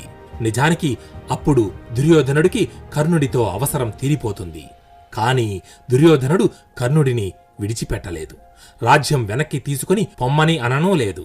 తన దగ్గరే పెట్టుకుని గౌరవించాడు. కర్ణుడు కూడా కుంతీదేవి తన తల్లని, పాండవులు తన సోదరులని తెలిసినా దుర్యోధనుడిని విడిచిపెట్టలేదు. తన ప్రాణం పోయేంత వరకు దుర్యోధనుడి పక్షానే నిలబడ్డాడు. అందుకనే అంటారు, జీవితంలో కృష్ణ కర్ణుల వంటి ఇద్దరు స్నేహితులు ఉండాలి అని. ఒకరు ఎప్పుడూ మన వెంటే ఉండి మనల్ని మంచి మార్గంలో నడిపిస్తారు. ఇంకొకరు మనం చెడు మార్గంలో ఉన్నా మనల్ని విడిచిపెట్టక తోడుగా నిలుస్తారు అని. ఆ మరుసటి రోజు ఉదయం ద్రోణాచార్యుడు తన శిష్యులందరినీ ఓ చోట సమావేశపరిచి వారందరి వైపు చూస్తూ, రాకుమారులారా, మీ విద్యాభ్యాసం పూర్తయింది. నేను మీకు అపార జ్ఞానాన్ని, అత్యంత శక్తివంతమైన అస్త్రశస్త్రాలను ప్రసాదించి మిమ్మల్ని ఈ విశ్వంలోనే గొప్ప వీరులుగా తీర్చిదిద్దాను. కాని గురుదక్షిణ చెల్లించకుండా నేర్పిన విద్య సంపూర్ణం కాదు అని అన్నాడు. అది విన్న రాకుమారులందరూ వినయంగా గురువుకి నమస్కరించి, మీ కోరిక ఏమిటో చెప్పండి గురుదేవా, తీరుస్తాము అని అన్నారు. అది విన్న ద్రోణుడికి గతంలో ద్రుపదుడు పేదరికం కారణంగా తనని అవమానించిన సంఘటన గుర్తుకు వచ్చింది. వెంటనే ద్రోణుడు తను కూర్చున్న ఆసనం మీద నుంచి పైకి లేచి నిప్పులు కక్కుతున్న కళ్లతో రాకుమారుల వైపు చూస్తూ గంభీర స్వరంతో, మహావీరులారా, ఐశ్వర్య మదంతో కన్నుమిన్ను గానక ఆనాడు నన్ను అనేక విధాలుగా దుర్భాషలాడి అవమానించిన ఆ పాంచాలాధీశుడు ద్రుపదుడి గర్వం అణచి బంధించి నా వద్దకు తీసుకురండి. అదే మీరు నాకిస్తున్న గురుదక్షిణ అని అన్నాడు. ద్రోణుడి ఆజ్ఞతో ఒక్క క్షణం కూడా ఆలోచించకుండా పాండవులు, కౌరవులు వారి శస్త్రాస్త్రాలను చేతబట్టి దిక్కులు పిక్కటిల్లేలా మర్జించి ఈ క్షణమే ఆ పాంచాలరాజు ద్రుపదుడి గర్వం అణిచి బంధించి తెచ్చి గురుదేవుని కాళ్ల ముందు పడేద్దాం అని చెప్పి మహాప్రతిజ్ఞను స్వీకరించి ద్రుపదుడిపై యుద్ధానికి సిద్ధపడ్డారు. అయితే ముందుగా కౌరవులు వారి రథాలను అధిష్ఠించి అశ్వ గజ దళాలతో అసంఖ్యాకమైన సైన్యాన్ని వెంటబెట్టుకుని వెళ్లి పాంచాల రాజ్య రాజధానిని చుట్టుముట్టారు. ఇక్కడ ఓ చిన్న విషయం. ఈ సమయంలో కర్ణుడు పరశురాముడి దగ్గర విద్యాభ్యాసానికి వెళ్లాడు. అందువల్లే ద్రుపదుడితో యుద్ధానికి కర్ణుడు వెళ్ళడు. కాని పాండవులు మాత్రం ద్రోణుడి రథాన్ని అనుసరిస్తూ పాంచాలానికి వెళ్తున్నారు. ఇంతలో అర్జునుడు తన రథాన్ని కొద్దిగా ముందుకు పోనిచ్చి గురువుగారి పక్కన వెళ్లి, గురుదేవా, కౌరవులు పాంచాల రాజ్య ముఖ్య నగరాన్ని చుట్టుముట్టారు. కాని ద్రుపదుడు మీ బాల్య స్నేహితుడు. మీరు విద్య నేర్చిన చోటే అతడు కూడా ధనుర్విద్యను అభ్యసించాడు. మహాపరాక్రమశాలి. కౌరవులు వారి అల్పాల్పమైన భుజ పరాక్రమాలతో ఆ పాంచాల సార్వభౌముడిని నిర్బంధించగలరా అని అడిగాడు. అయితే ఇంతలో వారి రథాలు పాంచాల రాజధానిని సమీపించాయి. కాని అప్పటికే గాంధారి పుత్రులైన దుర్యోధనుడు, యుయుత్సుడు, దుశ్శాసనుడు, వికర్ణుడు ద్రుపద సైనికులతో యుద్ధం చెయ్యడం ప్రారంభించారు. వెంటనే పాంచాల రాజ్య సైనికులు ద్రుపదుని సభలోకి ప్రవేశించి, మహారాజా, హస్తినాపుర రాకుమారులు మన రాజ్యంపై దండెత్తి వచ్చారు అని జరిగిన విషయమంతా చెప్పారు. అది విని మండిపడ్డ ద్రుపదుడు వెంటనే తన సింహాసనంపై నుంచి పైకి లేచి, సేనాధిపతి, వెంటనే మన సైన్యాన్ని యుద్ధానికి సిద్ధం చెయ్యండి. ఈ రోజు హస్తినాపురికి పాంచాల పౌరుషాన్ని పరిచయం చేద్దాం అని చెప్పి అశ్వ, గజ, రథ దళాలను తీసుకుని అపార సైన్యంతో రథంపై రంగభూమిలోకి ప్రవేశించి ద్రుపదుడు కౌరవ సైన్యాన్ని తునాతునకలు చెయ్యడం ప్రారంభించాడు. కొండపై పడుతున్న వర్షపు చినుకుల్లా తన బాణ సమూహంతో కౌరవ సైన్యాన్ని అతలాకుతలం చేస్తున్నాడు. పాంచాల సైనికులు కత్తి, డాలు పట్టుకొని కౌరవ సైన్యంపై విరుచుకుపడి రంగభూమిలో వీరవిహారం చేస్తున్నారు. దానికి కౌరవులు ఏమాత్రం భయపడక ద్రుపదుడి అస్త్రాలను నిర్వీర్యం చేస్తూ ఎన్నో నిశిత శస్త్రాలను, పదునైన బాణాలను కుప్పలు కుప్పలుగా సంధిస్తున్నారు. కౌరవ సైన్యం కూడా విజృంభించి ఇంతకు ముందు కన్నా అత్యధిక పరాక్రమంతో యుద్ధం కొనసాగిస్తున్నారు. దానితో ద్రుపదుడు ఇక ఉపేక్షించి లాభం లేదు అనుకొని అత్యంత శక్తివంతమైన అస్త్రాలతో దుర్యోధన, దుశ్శాసన, వికర్ణుల ధనస్సులు విరగ్గొట్టి వాడి బాణాలను నిప్పు కణాలుగా వదులుతూ కౌరవ సైన్యాన్ని కకలావికలు చేశాడు. ద్రుపద నరేషుని విక్రమ విజృంభణతో కౌరవ సైన్యం ప్రాణభయంతో వెనుకకు పరుగులు తీసింది. దానితో అర్జునుడు తన రథాన్ని కొంచెం ముందుకు పోనిచ్చి భయంతో వెనక్కి పారిపోతున్న సైన్యాన్ని వారిస్తూ, మహాసేన, భయపడకండి, మీకు ఎటువంటి హాని కలగనివ్వను. కనురెప్ప కాలంలో ఆ ద్రుపదుని జయించి వాడి పెడరెక్కలు విరిచి బంధించి తీసుకువస్తాను. ఎక్కడివారు అక్కడే ఆగిపోండి అని ఆదేశించి ముందుగా గురువు ద్రోణుడికి, సోదరుడు యుధిష్ఠరుడికి ప్రణామం చేసి ధనస్సు చేతబట్టుకొని రథం పైకెక్కి ద్రుపదుడితో యుద్ధానికి బయలుదేరాడు అర్జునుడు. అయితే భీమసేనుడు అర్జునుడి రథానికి ముందు నిలబడి ఏదో చీమల గుంపుని చెదరగొట్టినట్లుగా తన భుజబల పరాక్రమంతో మదించిన ఏనుగులా పాంచాల సైన్యాన్ని ఏరిపారేస్తున్నాడు. తన గదను పట్టుకొని పిడుగుల వంటి దెబ్బలతో ఏనుగుల తలలను బద్దలు కొడుతున్నాడు. అది చూసి శత్రు సైనికుల హృదయాలు భయంతో కంపించిపోతున్నాయి. నకుల, సహదేవులు అర్జునుడి రథచక్ర రక్షకులుగా నిలబడి అరివీర భయంకరులై రణభూమిలో వీరవిహారం చేస్తున్నారు. ఇక అర్జునుడు సామాన్య సైనికులను బాధించడం ఇష్టం లేక ఉప్పొంగిన సముద్రం దానికి అడ్డు వచ్చిన వాటినల్లా తన్నుకుపోయినట్లుగా అర్జునుడు తన బాణ పరంపరతో పాంచాల సైన్యాన్ని దూరంగా తరిమి కొడుతున్నాడు. పదునైన బాణాలను కుంపాలు కుంపాలుగా సంధించి ద్రుపదుడి అశ్వ, రథ దళాలను నామరూపాలు లేకుండా నాశనం చేశాడు. తరువాత తన దివ్యాస్త్రాలను ప్రయోగించి ద్రుపదుడికి రక్షణగా ఉన్న గజాధిపతులను, రక్షక సైనిక దళాలను ఒక్కొక్కటిగా తునాతునకలు చేశాడు.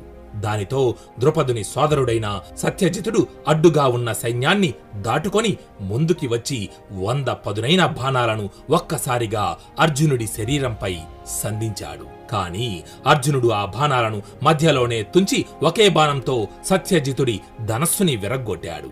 అది చూసిన ద్రుపదుడు కొదమసింహంలా అర్జునుడిపై విరుచుకుపడి అర్జునుడితో ఘోర సంగ్రామం ప్రారంభించాడు. నిరంతర బాణ ప్రయోగం చేస్తూ తన ధనస్సును ఒక చక్రంలా తిప్పుతూ శత్రు భీకరుడై కాలయముడిలా విజృంభించాడు. ద్రుపదుడికి, అర్జునుడికి జరుగుతున్న భువన భయంకర యుద్ధ పద్ధతిని సైనికులందరూ నిశ్చేష్టులై చూస్తున్నారు. ఇంతలో ద్రుపదుడు ఒక శక్తివంతమైన అస్త్రాన్ని ప్రయోగించి అర్జునుడి ధనస్సును 2 భాగాలుగా ఖండించి దిక్కులు బీతిల్లే విధంగా భయంకర మర్జన చేశాడు. కాని దానికి అర్జునుడు ఏమాత్రం భయపడక విరిగిన ధనస్సును పక్కకు విసిరి ద్రుపదుడి రథంపైకి దూకి అసహాయసూరుడైన ద్రుపదుడి చేతులను వెనక్కు విరిచి నిర్బంధించాడు. దానితో ద్రుపద సైన్యాలలో హాహాకారాలు చెలరేగి రంగభూమి అంతటా ప్రతిధ్వనించాయి. తరువాత ద్రుపదుడిని అర్జునుడు తన రథచక్రం యొక్క పైభాగంపై తాళ్లతో కట్టి బంధించి తీసుకువెళ్లి ద్రోణుడి పాదాల ముందు పడవేసి వినయంగా గురువుకి గురుదక్షిణ చెల్లించాడు. ఓడిపోయి నిస్సహాయంగా తన ముందు నేలపై పడి ఉన్న ద్రుపదుడి వైపు చూస్తూ ద్రోణుడు పెద్దగా అంటూ నవ్వి, ఏమిటి పాంచాల సార్వభౌమా, ఇలా నేల మీద పడి ఉన్నారే? మీ గర్వం అణిగి ఇప్పటికైనా మేము ఎవరో గుర్తుకు వచ్చామా అని అపహాస్యం చేసి అనేక విధాల మాటలతో అవమానించి అతడి కట్టు విడిపించి వదిలేశాడు. కాని ద్రోణుడు ద్రుపదుడికి ఏమాత్రం హాని కలిగించలేదు. అయితే ద్రుపదుడు మాత్రం తన ఈ ఓటమికి ద్రోణుడిపై ఎలాగైనా ప్రతీకారం తీర్చుకోవాలని మనసులో పగను పెంచుకున్నాడు. ఈ విధంగా అర్జునుడు ద్రుపదుడిని జయించి ద్రోణుడికి గురుదక్షిణ చెల్లించాడు. ఇక హస్తినాపురిలో పాండవులు కౌరవులు యుక్త వయసుకు వచ్చారు. వారందరిలో పెద్దవాడు ధర్మరాజు. ప్రజలు కూడా తమకు కాబోయే యువరాజు ధర్మరాజే కావాలని కోరుకుంటున్నారు. అంతేకాకుండా పాండవులు కౌరవులు జన్మించడానికి పూర్వం ధృతరాష్ట్రుడికి చూపు లేనందున పాండురాజే తన దిగ్విజయ యాత్ర ద్వారా శత్రు రాజ్యాలన్నిటినీ జయించి రాజకార్యాలన్నిటినీ తానే చూసుకుంటూ రాజ్య పరిపాలన చేశాడు. అందువల్ల ధర్మరాజే హస్తినాపురానికి రాజు కావడానికి యోగ్యుడని భావించి ధృతరాష్ట్రుడు ధర్మరాజుని హస్తినాపుర యువరాజుగా పట్టాభిషిక్తుణ్ణి చేశాడు. అప్పటి నుండి భీమార్జున నకుల సహదేవులు నలుగురు ధర్మరాజుకి రక్షణగా ఉంటూ అనుక్షణం తోడు నీడలై నిలిచారు. 4 దిక్కులలోని రాజ్యాలన్నిటినీ జయించి కప్పం కింద ధనం బంగారం తీసుకువచ్చి హస్తినాపుర ఖజానాను ఐశ్వర్యంతో నింపారు. ధర్మరాజు సమస్త భూమండలానికి సార్వభౌముడై రాజ్య పరిపాలన చేస్తున్నాడు. గదాయుద్ధంలో భీముడిని ధనుర్విద్యలో అర్జునుడిని మించిన వారు ఈ సమస్త భూమండలంలో వేరొకరు లేరని ప్రజలందరూ 1000 నోళ్లా ప్రశంసిస్తున్నారు. అయితే పాండవుల పేరు ప్రఖ్యాతలు కీర్తి ప్రతిష్టలను విని దుర్యోధనుడు అసూయతో రగిలిపోతున్నాడు. తన తండ్రి తనకు కాకుండా ధర్మరాజుని హస్తినాపురానికి యువరాజుని చేశాడనే మనోవేదనతో కుమిలిపోతున్నాడు. ఇలా అంతర్మదనంతో తన ఆంతరంగిక మందిరంలో బాధపడుతూ కూర్చుని ఉండగా ఇంతలో వెనుక నుంచి ఓ చెయ్యి వచ్చి దుర్యోధనుడి భుజంపై పడింది. వెంటనే దుర్యోధనుడు వెనక్కు తిరిగి చూశాడు. ఆ చెయ్యి మరెవరిదో కాదు, కర్ణుడిది. కర్ణుడు దుర్యోధనుడి వైపు చూస్తూ, చింతించకు మిత్రమా, నేను పరశురామ ప్రభు వద్ద ధనుర్విద్యను అభ్యసించి వస్తున్నాను. ఆయన ఆశీర్వాదంతో ఎన్నో దివ్యాస్త్రాలను బ్రహ్మాస్త్రాన్ని సొంతం చేసుకున్నాను. ఇప్పుడే పాండవులతో యుద్ధాన్ని ప్రకటించు. వారిని మాత్రమే కాదు, ఈ సమస్త భూమండలాన్ని జయించి నిన్ను ఈ బ్రహ్మాండానికంతటికీ ఏకైక చక్రవర్తిని చేస్తాను అని అన్నాడు. కర్ణుడి మాటలతో దుర్యోధనుడిలోని మనోవేదన తొలగి ఆనందంతో అతడి ముఖం వెల్లివిరిసింది. అయితే కర్ణుడిని దుర్యోధనుడు అంగరాజ్యానికి రాజును చేసిన తరువాత పరశురామ ప్రభు మహేంద్రగిరి పర్వతంపై ఉన్నాడని తెలుసుకొని బ్రహ్మాస్త్రాన్ని పొందడం కోసం కర్ణుడు తన రథంపై పరశురాముడి దగ్గరకు బయలుదేరాడు. కర్ణుడు మహేంద్రగిరి పర్వతంపైకి చేరుకోగానే అక్కడ తన కంటికి పులి చర్మాన్ని నడుముకి కట్టుకొని గండ్రగొడ్డలిని వీపుకు తగిలించుకొని వజ్రం కన్నా దృఢమైన శరీరంతో ఒక బండరాతిపై కూర్చుని తపస్సు చేస్తూ పరశురాముడు కనిపించాడు. వెంటనే కర్ణుడు తన రథంపై నుంచి కిందికి దిగి నడుచుకుంటూ పరశురాముడి దగ్గరకు వెళ్లి వినయంగా ఆయనకు ప్రణామం చేశాడు. వెంటనే పరశురాముడు తన కనులు తెరచి తన ముందు నిలబడి ఉన్న కర్ణుడి వైపు చూస్తూ, ఎవరు పుత్రా నీవు? ఏం విషయమై నా వద్దకు వచ్చావు అని అడిగాడు. దానికి కర్ణుడు, నేను కర్ణుడను అని చెప్పి తాను ఒక సూతుడను అని చెబితే ఎక్కడ పరశురాముడు తనకు విద్యను నేర్పించడానికి నిరాకరిస్తాడోనని భావించి, నేను బ్రాహ్మణుణ్ణి, మీ వద్ద ధనుర్విద్యను అభ్యసించడం కోసం వచ్చాను ప్రభు అని అన్నాడు. కర్ణుడి మాటలు విన్న పరశురాముడు మొదట అతనికి ధనుర్విద్య నేర్పించడానికి నిరాకరించాడు. అయితే కర్ణుడి పట్టుదల ధనుర్విద్య నేర్చుకోవాలనే అతని దృఢ నిశ్చయాన్ని చూసి పరశురాముడు కర్ణుడిని తన శిష్యుడిగా స్వీకరించాడు. అప్పటి నుంచి కర్ణుడు అత్యంత భక్తి శ్రద్ధలతో గురువుని సేవిస్తూ అతి కొద్ది కాలంలోనే పరశురాముడికి ప్రియ శిష్యుడిగా మారాడు. పరశురాముడి అనుగ్రహంతో కర్ణుడు ఎన్నో అత్యంత శక్తివంతమైన అస్త్రశస్త్రాలను, తిరుగులేని భార్గవాస్త్రాన్ని, బ్రహ్మాస్త్రాన్ని తన సొంతం చేసుకున్నాడు. ఇలా ఒకసారి కర్ణుడు తన ధనుర్విద్యను సాధన చేస్తున్న సమయంలో తన ధనస్సు నుంచి వెలువడిన ఒక బాణం పొరబాటున దాని దిశను మార్చుకొని ఒక వేద పండితుడి ఇంటి ముందు కట్టి ఉన్న గోవుకు తగిలి ఆ గోవు విలవిలలాడుతూ నేల మీద పడి చనిపోయింది.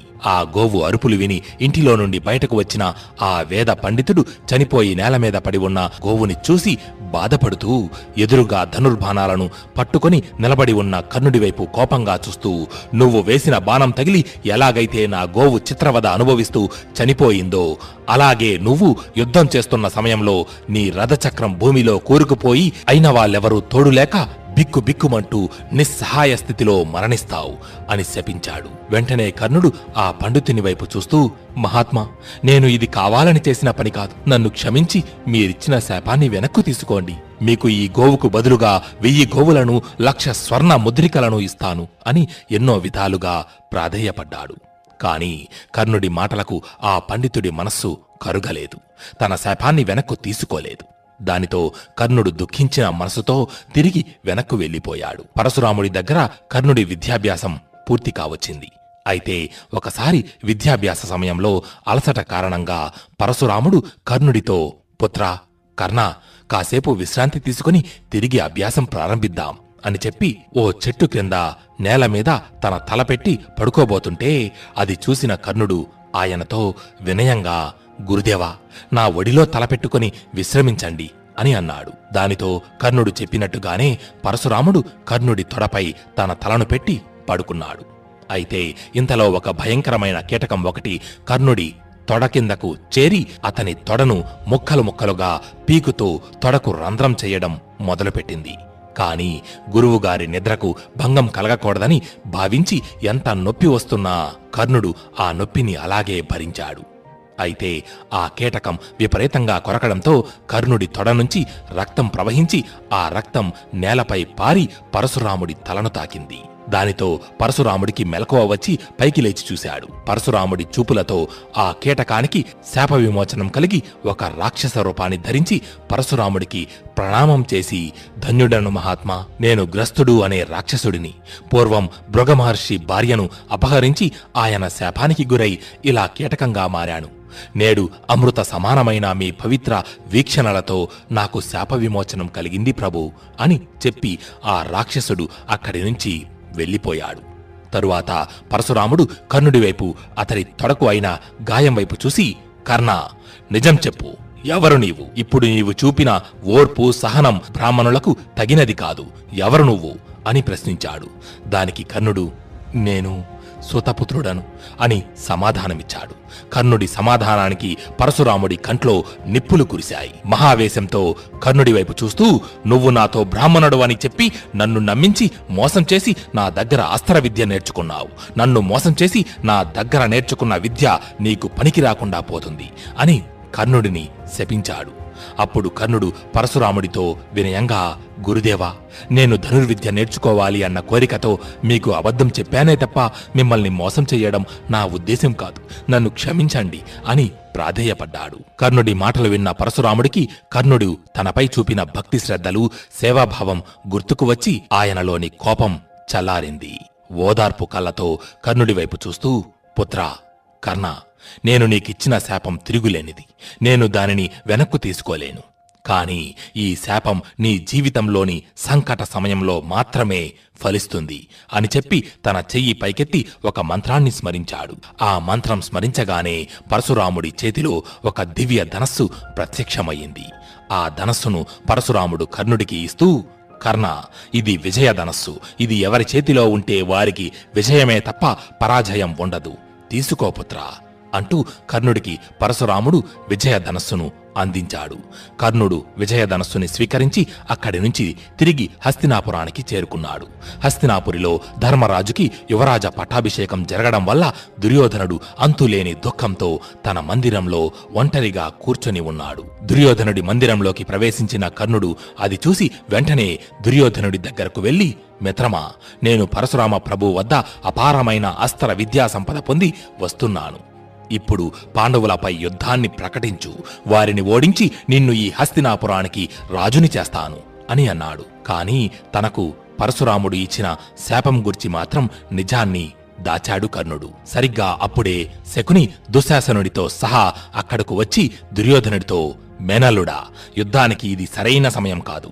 ప్రస్తుతం హస్తినాపురానికి యువరాజు యుధిష్ఠరుడు అనగా ధర్మరాజు. ఇప్పుడు గనుక యుద్ధం జరిగితే భీష్మ, ద్రోణ, కృపాచార్యులు పాండవులకు అండగా నిలుస్తారు. హస్తినాపుర సామంత రాజ్యాలన్నీ పాండవుల పక్షం వహిస్తాయి. కాబట్టి ఇప్పుడు మనకు కావలసింది యుద్ధం కాదు, పథకం. ఉపయోగించాల్సింది శక్తిని కాదు, బుద్ధిని అని చెప్పి దుర్యోధనుడికి శకుని తన పథకాన్ని వివరించి చెప్పాడు. అది విన్న దుర్యోధనుడి ఆనందానికి అవధులు లేవు. ఆ మరుసటి రోజు శకుని పథకంలో భాగంగా దుర్యోధనుడు ఒంటరిగా ధృతరాష్ట్రుడి మందిరానికి వెళ్ళాడు. దుర్యోధనుడి రాకను గమనించిన ధృతరాష్ట్రుడు, ఏమిటి పుత్రా ఇలా వచ్చావు అని అడిగాడు. దానికి దుర్యోధనుడు, పితృదేవా, మీరు యుధిష్ఠరుని హస్తినాపురానికి యువరాజుగా పట్టాభిషిక్తుణ్ణి చేసినప్పటి నుంచి రాజ్య ప్రజలందరూ యుధిష్ఠరుడి పేరు ప్రఖ్యాతలు కీర్తి ప్రతిష్టల గురించే మాట్లాడుకుంటున్నారు. మీ గురించి గాని మహితాత్ములు భీష్ముడి గురించి గాని అనువంతైనా పట్టించుకోవడం లేదు. వారి పొగడ్తలు ముల్లులా మారి నా మనసును చిత్రవద చేస్తున్నాయి. నాకు నిద్రాహారాలు రుచించడం లేదు. ఒక్క క్షణమైనా వృధా చేయక వెంటనే పాండవులను ఎలాగైనా ఇక్కడి నుంచి ఇంకెక్కడికైనా పంపించేయండి అని అన్నాడు. అది విన్న ధృతరాష్ట్రుడు, పుత్రా దుర్యోధన, నేను సకల వేదాలను, ధర్మశాస్త్రాలను, నీతి శాస్త్రాలను అభ్యసించాను. 1000 ఏనుగుల బలం గలవాడను. కాని చూపు లేనందున స్వయంగా రాజకార్యాలను, బాధ్యతలను నిర్వర్తించలేను. ఆ సమయంలో నా తమ్ముడు పాండురాజు ఆ బాధ్యత స్వీకరించి శత్రువులను నిర్జించి అపార ధనరాశులను తెచ్చి నాకు అంకితం చేసి అత్యంత సేవాభక్తులతో నన్ను పూజించాడు. పైగా యుధిష్ఠరుడు మీ అందరిలోకి పెద్దవాడు. అందువల్లనే తనకి యువరాజు పట్టాభిషేకం చేశాను. అలాంటిది నేను పాండవులను ఇప్పుడు ఎలా ఇక్కడి నుంచి బయటకు పంపగలను?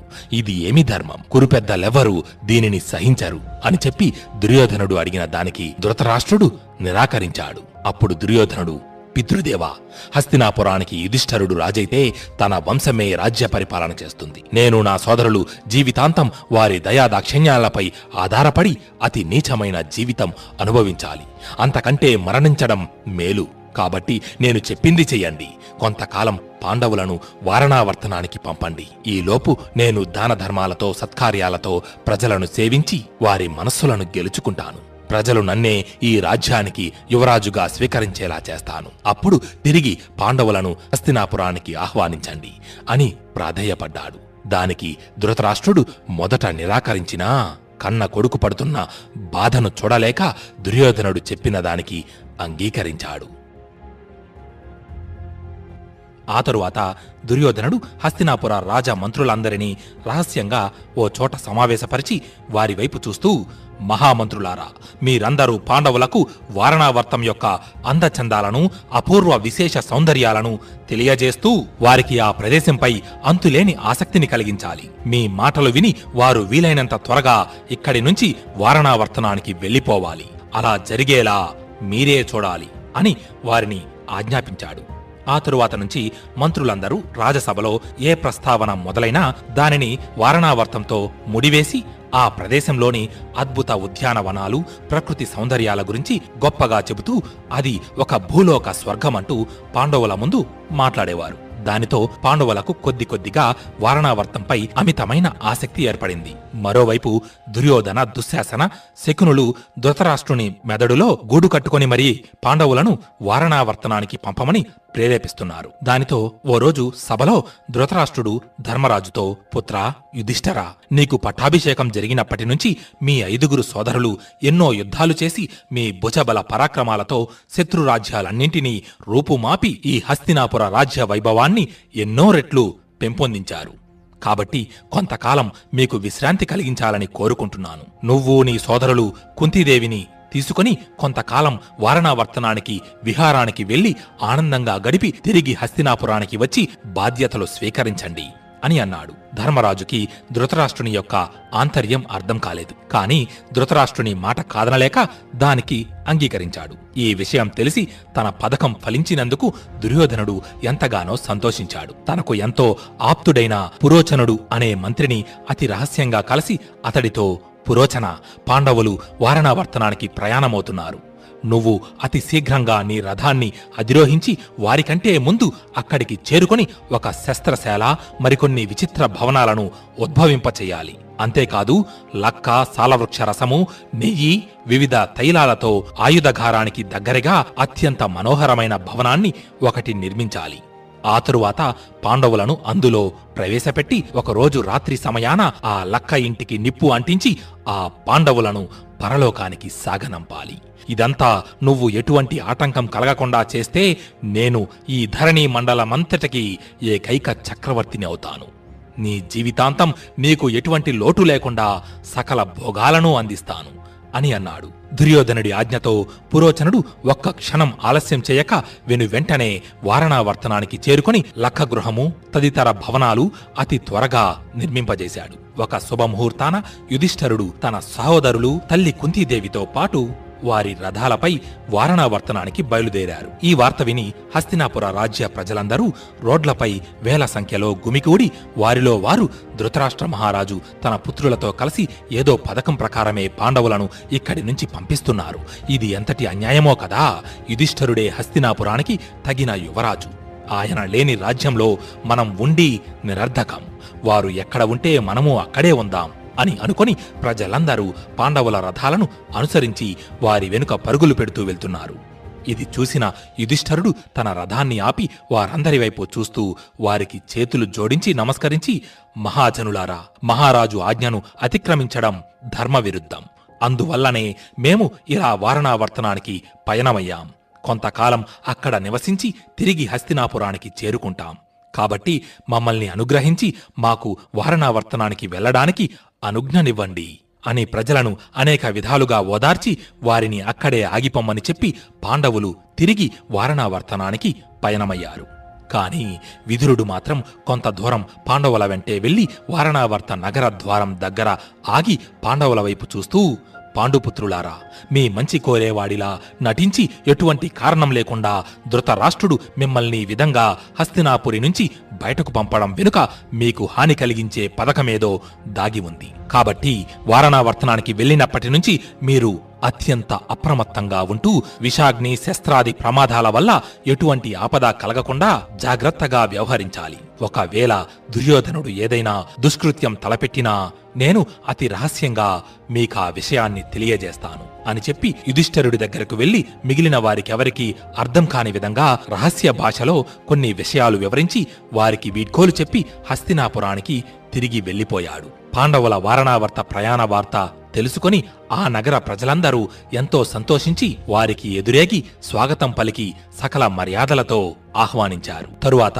వారి కోసం నిర్మించిన విచిత్ర భవనాలలోకి పాండవులు ప్రవేశించి కొంతకాలం ఆ భవనాలలోనే నివసించారు. తరువాత ఒకరోజు పురోచనుడు పాండవుల దగ్గరకు వచ్చి వారి కోసం ప్రత్యేకంగా నిర్మించిన అతి మనోహరమైన చతుశ్శాలను సందర్శించవలసిందిగా కోరాడు. పురోచనుడు కోరినట్టుగానే పాండవులు ఆ చతుశ్శాలను సందర్శించి దాని అద్భుత నిర్మాణ చాతుర్యానికి ఎంతో ఆశ్చర్యపడి ఆ భవనాన్ని నిర్మించిన శిల్పకళాకారులకు ఎన్నో కానుకలు ప్రసాదించి ఒక శుభముహూర్తాన అందులోకి గృహప్రవేశం చేశారు. అయితే ప్రత్యర్థుల మాయోపాయాలు లోపలి అభిప్రాయాలు అర్థం చేసుకోవడంలో యుధిష్ఠరుడు అత్యంత సమర్థుడు.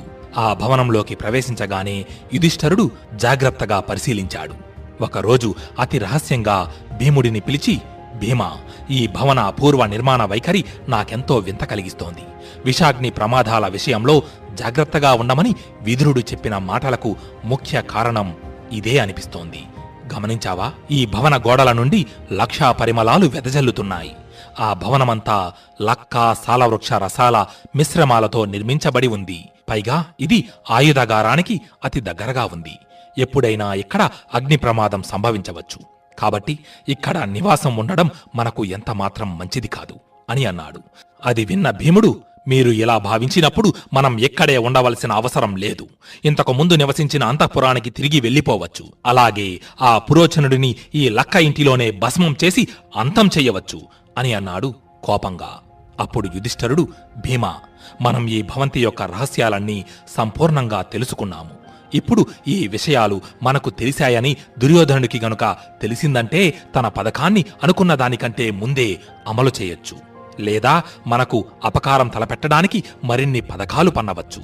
మనకు వాటిని తెలుసుకోవడం మరింత కష్టమవుతుంది. కాబట్టి ప్రస్తుతం ఇవేమీ మనకు తెలియనట్టుగా ఇక్కడే జాగ్రత్తగా ఉండడం మంచిది అని అన్నాడు. అప్పటి నుంచి పాండవులు పగటిపూట సంగీత వినోదాలతో కాలక్షేపం చేస్తూ రాత్రి సమయాన వారి ఆయుధాలను ధరించి ప్రాణ సంరక్షణలో అత్యంత అప్రమత్తులై నిలిచారు. హస్తినాపురంలో విదురుడు దుర్యోధనుడి యొక్క కుటిల వ్యూహాన్ని పూర్తిగా అర్థం చేసుకుని తనకెంతో నమ్మకస్తుడైన కనకుడు అనే శిల్ప కళాకారుడొకడిని పిలిపించి ఎవరికీ అనుమానం రాకుండా దుర్యోధనుడి పథకాన్ని పాండవులకు తెలియజేయమని అతడిని ఆదేశించాడు. విదురుని ఆదేశంతో కనకుడు తన గుర్రంపై వాయువేగంతో వారణావర్తం చేరుకుని అతి రహస్యంగా పాండవులను కలిసి వారితో, రాకుమారా, నేను ధర్మాధర్మవేత్త అయిన విదురుడి ఆదేశం మేరకు ఇక్కడికి వచ్చాను. మీరు వారణావర్తంలోకి ప్రవేశించే ముందు విదురుడు రహస్య భాషలో ఎవరికీ అర్థం కాని విధంగా విషాగ్ని ప్రమాదాల వల్ల జాగ్రత్తగా ఉండమని మీకాదేశించిన విషయాన్ని మీకు ఆనవాలుగా చెప్పమని చెప్పారు. రాబోయే కృష్ణ చతుర్దశి నాడు ఆ దుష్ట పురోచనుడు ఈ లక్షాగృహానికి నిప్పంటించాలని నిశ్చయించుకున్నాడు. కాబట్టి మీరు దానికంటే ముందే ఈ భవంతి నుంచి వెళ్లిపోవలసి ఉంది. అందుకోసం భూగర్భంలో అతి గోప్యంగా ఒక సొరంగ మార్గం నిర్మించమని విదురుల వారు నన్ను ఆజ్ఞాపించారు అని చెప్పి ఆ కనకుడు లక్షా మందిరం అడుగున ఒక సుదీర్ఘ సొరంగం నిర్మించి పాండవులకు దాని రహస్యాలన్నీ వివరించాడు. అయితే భీముడు ఆ సొరంగంలోకి ప్రవేశించి తనే స్వయంగా ఆ మార్గాలంతటినీ పూర్తిగా పరిశీలించి బయటకు వెళ్లడానికి సర్వసన్నద్ధుడై వేచి ఉన్నాడు. అయితే పాండవులకు ఏ లోటు రాకుండా సపర్యలు చెయ్యడానికి, అలాగే పాండవుల రహస్యాలను తెలుసుకోవడానికి పురోచనుడు ఒక ఆటవిక మహిళను గూఢచారిగా నియమించాడు. ఆ మహిళకు 5 పుత్రులు. ప్రతిరోజు అడవికి వెళ్లి పండ్లు పూలు కోసి తెచ్చి కుంతీదేవిని ఆనందపరిచేది. అలాగే మరోవైపు నుంచి పాండవుల విషయాలన్నీ అతి రహస్యంగా ఎప్పటికప్పుడు పురోచనుడికి తెలియజేస్తుండేది. ఇలా వారణావర్తంలో 6 మాసాలు గడిచిపోయింది. కనకుడు చెప్పిన కృష్ణ చతుర్దశి రానే వచ్చింది. ఆ రోజు సాయంత్రం ఆ ఆటవిక మహిళ తన కుమారులతో కలిసి మృష్టాన్న భోజనం ఆరగించి మితి మీరిన మద్యపానంతో మైమరచి ఆ లక్క ఇంటిలోనే ఒక చోట ఆదమరచి వారందరూ నిద్రపోయారు. ఆ భవనంలోని ఒక మందిరంలో నివసిస్తున్న పురోచనుడు కూడా తన పథకాన్ని అమలు చెయ్యడానికి రాత్రి ఎప్పుడు అవుతుందా అని ఆసక్తిగా ఎదురుచూస్తున్నాడు. రాత్రి అయ్యిందే గాని భీముడు పురోచనుడి కంటే ముందే మేలుకొని ముందుగా పురోచనుడి మందిరానికి నిప్పు పెట్టి అతడి దుష్ట ఆలోచనకు ముగింపు పలికాడు. తరువాత తాము ఉంటున్న భవనాలకు నిప్పు అంటించి వెంటనే కుంతీదేవిని అన్నదమ్ములను సొరంగం తవ్విన మందిర ద్వారంలోకి ప్రవేశపెట్టి తాము సురక్షితంగానే ఉన్నామన్న వార్తను కనకుడికి తెలియజేశాడు. కాని ఆ భీకర స్వరంగ మార్గంలోకి కుంతీదేవి అడుగుపెట్టలేక ఆగిపోయింది. మిగిలిన పాండవులు కూడా భీముడి వేగాన్ని అందుకోలేకపోతున్నారు. దానితో భీముడు విజృంభించి కుంతీదేవిని తన వీపుపై ఎక్కించుకుని ధర్మరాజుని అర్జునుడిని తన 2 భుజాలపై కూర్చోబెట్టుకుని నకుల సహదేవులిద్దరినీ అవలీలగా 2 చేతులతో పైకెత్తి పట్టుకుని వాయువేగంతో మహాభేకరుడై సాగిపోయాడు. ఆ మరు నిమిషంలోనే లక్షాగృహ దహన అగ్నిజ్వాలలు పైకి లేచి విశాల ఆకాశాన్ని వెలుగులతో నింపేశాయి. ఆ మరుసటి రోజు ఉదయానికి లక్కగృహం, ఆయుధాగారం తదితర భవనాలు అన్నీ పూర్తిగా అగ్నికి ఆహుతై బూడిదైపోయాయి. ప్రజలందరూ ఆ ప్రదేశం చుట్టూ గుమికూడి కాలిపోయిన ఆ భవన శిథిలాలను తొలగిస్తూ పాండవుల మృతదేహాల కోసం అన్వేషిస్తున్నారు. ఇంతలో కనకుడు కూడా అక్కడికి చేరుకొని ఏమీ తెలియని వాడిలా ప్రజలలో ఒకటిగా కలిసిపోయి పాండవులు తప్పించుకు వెళ్లిన ఆ సొరంగ మార్గాన్ని ఎవరికీ కనబడకుండా బూడిద పోగులతో మూసివేశాడు. పాండవుల శరీరాల కోసం వెతుకుతూ కుప్పలుగా ఒకదానిపై మరొకటి పడి ఉన్న భవంతి గోడలను తొలగిస్తున్న వారణావర్త పౌరుల కంటికి పురోచనుడు, పాండవులకు గూఢచారిగా అతను నియమించిన ఆటవిక మహిళ, తన 5 పుత్రుల శరీరాలు పూర్తిగా కాలిపోయి కనిపించాయి. మంటల్లో పడి బాగా కాలిపోయి అనిర్దిష్ట రూపంలో ఉన్న ఆ మృతదేహాలను చూసిన ప్రజలు ఆ శరీరాలు కుంతీదేవి పాండవులవే అయ్యుంటాయని భావించి తీవ్ర ఆవేదనకు గురయ్యారు. ప్రజల ఆర్తనాదాలతో ఆ ప్రదేశమంతా మారుమోగిపోయింది. వారంతా కన్నీరు మున్నీరుగా రోదించారు. ఇదంతా చూసిన కనకుడు హస్తినాపురానికి వెళ్లి పాండవుల క్షేమవార్త విదురుడికి చేరవేసి ఆయనకు అమితానందం కలిగించాడు. ఆ తరువాత పాండవుల మరణ సమాచారం ధృతరాష్ట్రుని చెవిన పడింది. అది విన్న ధృతరాష్ట్రుడు ఒక్కసారిగా అయ్యో అంటూ కేకలు వేస్తూ పెద్దగా రోదించాడు. మరు నిమిషంలోనే ఆ వార్త అంతఃపురమంతటా వ్యాపించింది. అది విని గాంధారితో సహా భీష్మ, కృప, ద్రోణాచార్యులు గుండెలు పగిలేలా ఏడ్చారు. అసలు నిజం తెలిసిన విదురుడు కూడా బాధపడినట్టు నటించాడు. ఆ వార్త విన్న దుర్యోధనుడి ఆనందానికి అవధులు లేవు. ఇక ఈ అఖండ భారతావనికంతటికీ నేనే సార్వభౌముడిని అంటూ ఆనందంతో ఉప్పొంగిపోయాడు. అగ్ని ప్రమాదం నుంచి బయటపడిన పాండవులు భాగీరథి నది దాటి దక్షిణ దిక్కుగా ప్రయాణిస్తున్నారు. అప్పటికి మిట్ట మధ్యాహ్నమయ్యింది. ఆకలితో మరింతగా అలసి సొలసి వసివాడిన అన్నదమ్ములను కుంతీదేవిని మోసుకుంటూ భీమసేనుడు యథావిధిగా వేగంగా అడుగులు వేస్తూ ముందుకు సాగిపోయాడు. సాయంకాల సమయానికి వారందరూ ఒక వటవృక్ష చల్లని నీడలో విశ్రాంతి తీసుకున్నారు. భీముడు అంతలో తల్లి సహోదరుల దాహం తీర్చాలని అనుకుని ఆ ప్రదేశంలో మంచినీటి ఆచూకీ కోసం వెతికాడు. కాని తనకి దగ్గరలో ఎక్కడా నీటి జాడ కనిపించలేదు. దానితో భీముడు వాళ్ళు విశ్రాంతి తీసుకున్న వటవృక్షం పైకెక్కి చుట్టూ పరిశీలించగా ఆ ప్రదేశానికి దగ్గరలో ఓ మంచినీటి మడుగు కనిపించింది. దానితో భీముడు చెట్టుపై నుంచి కిందికి దిగి ఆ మడుగు దగ్గరకు వెళ్లి నీళ్లు తీసుకుని తిరిగి అన్నదమ్ముల వద్దకు వచ్చాడు. భీముడు వచ్చేసరికి పాండవులు కుంతీదేవి ఒకరి చేతులపై మరొకరు తలలు పెట్టుకుని ఆదమరిచి నిద్రపోతున్నారు. అది చూసిన భీముడు, అయ్యో భగవంతుడా, ఇదేం దుస్థితి! రాజభవనాలలో సకల భోగాలు అనుభవిస్తూ పట్టుపరుపులపై నిద్రించేవారు ఈరోజు ఇలా ఈ కారడవిలో క్రూర మృగాలు సంచరించే వేళ ఏమాత్రం స్పృహ లేకుండా కట్టిక నేలపై ఒళ్ళు మరచి నిద్రిస్తున్నారే అంటూ బాధపడి దీనంతటికీ కారణం ఆ ధృతరాష్ట్రుడు తన పుత్రులతో కలిసి ఇంతటి అధర్మానికి పాల్పడ్డాడు. ఈ క్లిష్ట సమయంలో నేనే నా సహోదరులను తల్లిని రక్షించుకోవాలి అని అనుకుని నిద్రిస్తున్న పాండవులకు రక్షణగా అత్యంత జాగరూకతుడై వారికి కాపలాగా నిలుచున్నాడు. అయితే అదే అడవిలో ఒక చెట్టు కొమ్మపై గాఢంగా నిద్రిస్తున్న హిడింబాసురుడు అనే రాక్షసుడు పాండవుల ఉనికిని పసిగట్టి ఒక్కసారిగా తన కళ్ళు తెరచి అమాంతం ఆ చెట్టుపై నుంచి కిందకు దూకి జూలు విదిలించాడు. పాండవులు ఎంతమంది ఉన్నారు, ఏం చేస్తున్నారు వంటి విషయాలన్నీ ఆ రాక్షసుడు తన రాక్షస మాయతో వారి దగ్గరకు వెళ్లకుండానే తెలుసుకున్నాడు. తరువాత ఆ అడవిలోనే విహరిస్తున్న తన చెల్లి హిడింబిని పిలిచి, సోదరి, ఇక్కడకు దగ్గరలో ఉన్న ఒక వటవృక్ష నీడలో కొంతమంది నరులు యథేచ్ఛగా నిద్రిస్తున్నారు. అసలు ఇటువంటి కారడవిలో సాధారణ మానవులకెవరికైనా నిద్ర పడుతుందా? వారి శరీరాలను చీల్చి బలిష్టమైన కండలను కొరికి రక్తాన్ని పీల్చి వారిని సంతృప్తిగా ఆరగించి అమితానందాన్ని పొందుతాను. నువ్వు వెనువెంటనే వాళ్ళ దగ్గరకు వెళ్లి నీ మాయతో వంచించి వారిని ఇక్కడికి తీసుకుని రా. వారికి ఇదే ఆఖరి రోజు కావాలి అంటూ గట్టిగా నవ్వాడు. సోదరుడి ఆజ్ఞతో హిడింబి పాండవులు విశ్రమించిన ప్రదేశానికి చేరుకుని వారికి సమీపంలో ఉన్న దట్టమైన పొదల చాటున నిలబడి వారినే తీక్షణంగా పరిశీలిస్తోంది. అక్కడ విశాల ఛాతీ, బలమైన బాహువులతో అతి మనోహర రూపంతో పాండవులకు రక్షణగా నిలబడి ఉన్న భీమసేనుడిని చూసి హిడింబి తనను తాను మర్చిపోయింది. భీముడి వైపే చూస్తూ ఏమాత్రం కదలకుండా అలాగే శిలలా నిలబడిపోయి ఉంది. తన మనసులో, ఆహా, ఇంతటి అందగాడు ఈ భూమి మీద మరొకడు ఉంటాడా? వీరిని చంపి తినడం వల్ల మా అన్నకు కలిగే ఆనందం క్షణకాలం మాత్రమే. కాని నేను ఈ మహాబలశాలిని వరించి జీవితాంతం ఇతనితోనే సుఖంగా జీవించవచ్చు. ఆ దుష్ట రాక్షసుడైన హిడింబాసుడి కోరిక నెరవేరనివ్వను అని అనుకుని అత్యంత సౌందర్యవతి అయిన ఒక మాయారూపాన్ని ధరించి భీముడి ముందుకు వెళ్లి, మానవోత్తమ, ఎవరు నువ్వు? ఇలా ఈ అరణ్యంలో ఎందుకు ఉన్నావు? ఈ కారడవిలో ఏ చింతా చీకు లేకుండా నేలపై నిద్రిస్తున్న వీరెవరు? బహుశా వీరికి తెలియదనుకుంటా ఇది క్రూర రాక్షసులు సంచరించే ప్రదేశమని. పాపాత్ముడు హిడింబాసురుడు ఈ అరణ్యానికంతటికీ అధిపతి. మిమ్మల్ని సంహరించమని అతడే నన్ను ఇక్కడికి పంపాడు. కాని నేను మిమ్మల్ని చూసిన మొదటి క్షణంలోనే మీరే నా భర్త అని నిశ్చయించుకున్నాను. నన్ను స్వీకరించిన ఎడల మిమ్మల్ని సురక్షితంగా ఇక్కడి నుంచి బయటపడవేస్తాను. నాతో రండి, మనమిద్దరం ఈ లోకాన్ని మరచి హాయిగా స్వర్గ సుఖాలలో తేలియాడుదాం అని అంది.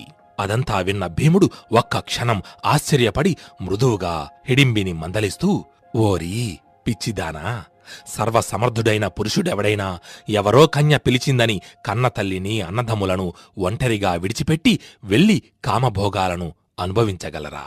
ఈ విధంగా అలసిపోయి లోకాన్ని మరచి స్పృహలో లేని ఆత్మీయులందరినీ విడిచి నీతో వచ్చి వినోదించడానికి నేనేమైనా మంచి చెడుల విచక్షణ తెలియని భ్రష్టుడనుకున్నావా? అనవసర మాటలు కట్టిపెట్టి ఇక్కడి నుంచి వెళ్ళిపో అని అన్నాడు. అయినా హిడింబి తన పట్టు విడవలేదు. మహావీర, నా మాట వినండి. హిడింబాసురుడు అత్యంత ప్రమాదకారి. అతడు ఇక్కడికి రాకముందే మీ వారందరినీ వేరొక చోటుకి తీసుకువెళ్లి వారికి ప్రాణాపాయం కలగకుండా కాపాడగలను. త్వరగా వారిని నిద్రలేపండి అని అంది. అది విన్న భీముడు అంటూ పెద్దగా నవ్వి, ఎంత మాట! నీ సోదరుడు వస్తున్నాడని భయపడి హాయిగా నిద్రిస్తున్న నా తల్లికి సహోదరులకు నిద్రాభంగం కలగజేయమంటావా? ఒక్క హిడింబాసురుడే కాదు, సమస్త రాక్షస జాతి తరలివచ్చినా ఒక్క క్షణంలో సంహరించగలను. ముందు వెళ్ళి నీ అన్నను ఇక్కడకు తీసుకొనిరా, వాడంతు చూస్తాను అని అన్నాడు. ఎంతసేపటికి చెల్లెలు రాకపోవడంతో ఇక హిడింబాసురుడు వేచి ఉండలేక మరు నిమిషంలోనే భీముడి ముందు ప్రత్యక్షమయ్యాడు.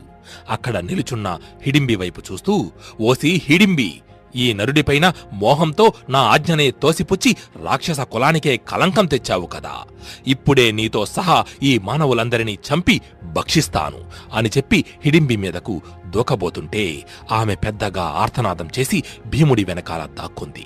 అప్పుడు భీముడు ఆ రాక్షసుడికి అడ్డు నిలచి, ఓరి దుష్ట రాక్షస, నీవంతటి శక్తివంతుడివే అయితే ముందు నాతో తలపడు, తరువాత నిద్రిస్తున్న నా సోదరుల సంగతి చూద్దాం. అయినా అసుర జాతికి కలంకం తెచ్చింది నీ చెల్లెలు కాదు, ఒక మహిళపై బలాన్ని ప్రదర్శిస్తున్న నువ్వు. నా ప్రాణాలున్నంత వరకు ఆడదాని ప్రాణం తీయాలనుకుంటున్నా నీ సంకల్పం నెరవేరనివ్వను. పిడుగుపాటి వంటి నా పిడిగుద్దుల పాటుతో ఇప్పుడే నీ తలను చూర్ణం చేసి నీ శరీరాన్ని ఖండ ఖండాలుగా చీల్చి ఈ అడవి మృగాలకు ఆహారంగా వేస్తాను. అప్పుడుగాని సాధారణ మానవులకు ఈ ప్రదేశంలో సంచరించే అవకాశం ఉండదు అని అన్నాడు. అది విన్న హిడింబాసురుడు కోపంతో రగిలిపోయాడు. తన పిడికిలి బిగించి ఒక్కసారిగా 100 అడుగుల ఎత్తుకు ఎగిరి భీముడిపైకి దూకాడు. వెంటనే భీముడు ఆ యుద్ధం వలన తల్లికి సోదరులకు నిద్రాభంగం కలిగి మెలకువ వస్తుందేమోనని భయపడి ఒక చేత్తో తన పైకి దూకిన హిడింబాసురుడి చెయ్యిని నొక్కి పట్టుకుని మరొక చేత్తో అతడి నోటిని మూసి జింకను పట్టుకుని లాక్కుపోతున్న సింహంలా ఆ రాక్షసుడిని భీముడు పక్కకు ఈడ్చుకుపోయాడు. వారిద్దరి మధ్య ఘోర యుద్ధం ప్రారంభమయ్యింది. భూమిలో కూరుకుపోయిన పెద్ద పెద్ద వృక్షాలను సైతం వేర్లతో సహా పెకిలించి కొట్టుకుంటున్నారు. పెద్ద పెద్ద బండరాళ్లను సునాయాసంగా ఎత్తి ఒకరిపై మరొకరు విసురుకుంటున్నారు. వారిద్దరి కాళ్ల కింద నలిగి భూమి దద్దరిల్లిపోతోంది. నేలపై ఉన్న దుమ్ము ఆకాశానికి ఎగిరిపడుతోంది. ఇంతలో ఆ హిడింబాసురుడు ఒక్కసారిగా భీముడి తలను తన చేతుల మధ్య అదిమిపట్టి దిక్కులు పిక్కటిల్లేలాగా గట్టిగా సింహనాదం చేశాడు. ఆ కర్ణ కఠోర ధ్వని విని చెట్టు కింద నిద్రిస్తున్న పాండుకుమారులు కుంతీదేవి మేల్కొన్నారు. తమకు అల్లంత దూరాన తలపడి పోరాడుతున్న భీమ హిడింబాసురుల పోరాటాన్ని, తమ ముందు అతిలోక సౌందర్యంతో వెన్నెల వెలుగులు విరజిమ్ముతూ నిలుచుని ఉన్న హిడింబిని చూసి ఆశ్చర్యానికి గురయ్యారు. వెంటనే కుంతీదేవి హిడింబి దగ్గరకు వెళ్లి ప్రశాంత స్వరంతో, ఓ సుందరీమణి, ఎవరు నీవు? అసలు ఇక్కడ ఏం జరుగుతోంది అని అడిగింది. దానితో హిడింబి వారికి జరిగిన విషయమంతా వివరించి చెప్పింది. ఆ తరువాత పాండుకుమారులు కుంతీదేవి భీమ హిడింబాసురుల భయంకర యుద్ధ ధోరణిని పరిశీలించి కొంతసేపటి వరకు నిశ్చేష్టులై చూస్తూ ఉండిపోయారు. ఆ తరువాత అర్జునుడు మెల్లగా భీమసేనుడిని సమీపించి, సోదరా భీమా, సమయం మించిపోతోంది. రాత్రి సమయాన రాక్షసుల శక్తి అనేక రెట్లు పెరిగిపోతుంది. కాబట్టి ఇంకా సమయం కాకముందే త్వరగా ఈ రాక్షసుడిని సంహరించాలి అని హెచ్చరించాడు. ఆపై భీమసేనుడు విజృంభించి ఆ రాక్షసుడి పాదాలను దొరకబుచ్చుకొని అటూ ఇటూ తిప్పి నేలకేసి కొట్టి వాడి నోటి నుంచి రక్తం కక్కించాడు. అయినా వదలకుండా పక్కనే ఉన్న బండరాతిపై పడవేసి వెన్నెముక విరగ్గొట్టి గిరగిరా తిప్పి ఆకాశంలోకి విసిరేశాడు.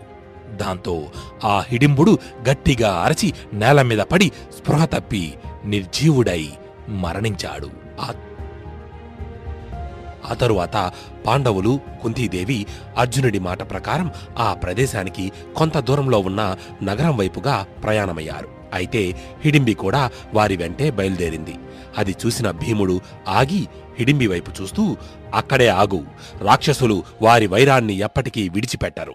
వివిధ రకాల మాయోపాయాలతో వంచించి మోసం చేసి ఎప్పటికైనా వారి పగ తీర్చుకుంటారు.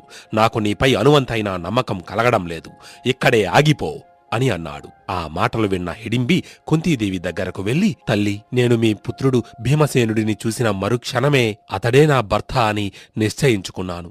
ఇతడి కోసం తోడబుట్టిన అన్నని, సొంత కుటుంబాన్ని వదులుకొని మీ చెంతకు వచ్చాను. ఇప్పుడు వీరు నన్ను స్వీకరించకపోతే నాకు మరణం తప్ప వేరొక గత్యంతరం లేదు. వీరు నన్ను వరించిన మరుక్షణమే నేను మీ మనసులోని కోరికలన్నింటినీ నెరవేర్చగలను. నేను భూత భవిష్యత్ వర్తమాన సంఘటనలన్నింటినీ అవలీలగా తెలుసుకోగలను. మీకు ఇప్పుడొక భవిష్యత్ సంఘటనను చెబుతా వినండి. ఇక్కడికి కొంత దూరంలో ఒక సరోవరం ఉంది. శాలిహోత్ర మహాముని అత్యద్భుత తపశ్శక్తి వల్లనే ఆ సరోవరం ఉద్భవించింది. ఆ కొలను తీర్థం తాగిన వారికి ఆకలి దాహాలు ఉండవు. మీరు అక్కడికి చేరుకున్న తరువాత వ్యాస మహర్షి అక్కడికి వచ్చి మీకు మార్గనిర్దేశం చేస్తారు అని అంది. హిడింబి మాటలకు కుంతీదేవి ఆనందపడి భీముడి దగ్గరకు వెళ్లి, భీమా, నీకోసం తన వాళ్ళందరినీ కాదని వచ్చిన కన్యను కాదనడం ధర్మం కాదు. నువ్వీ కన్యను వివాహమాడి కురువంశాభివృద్ధి గావించు అని ఆజ్ఞాపించింది. భీమసేనుడు కుంతీదేవి మాటలకు అంగీకరించాడు.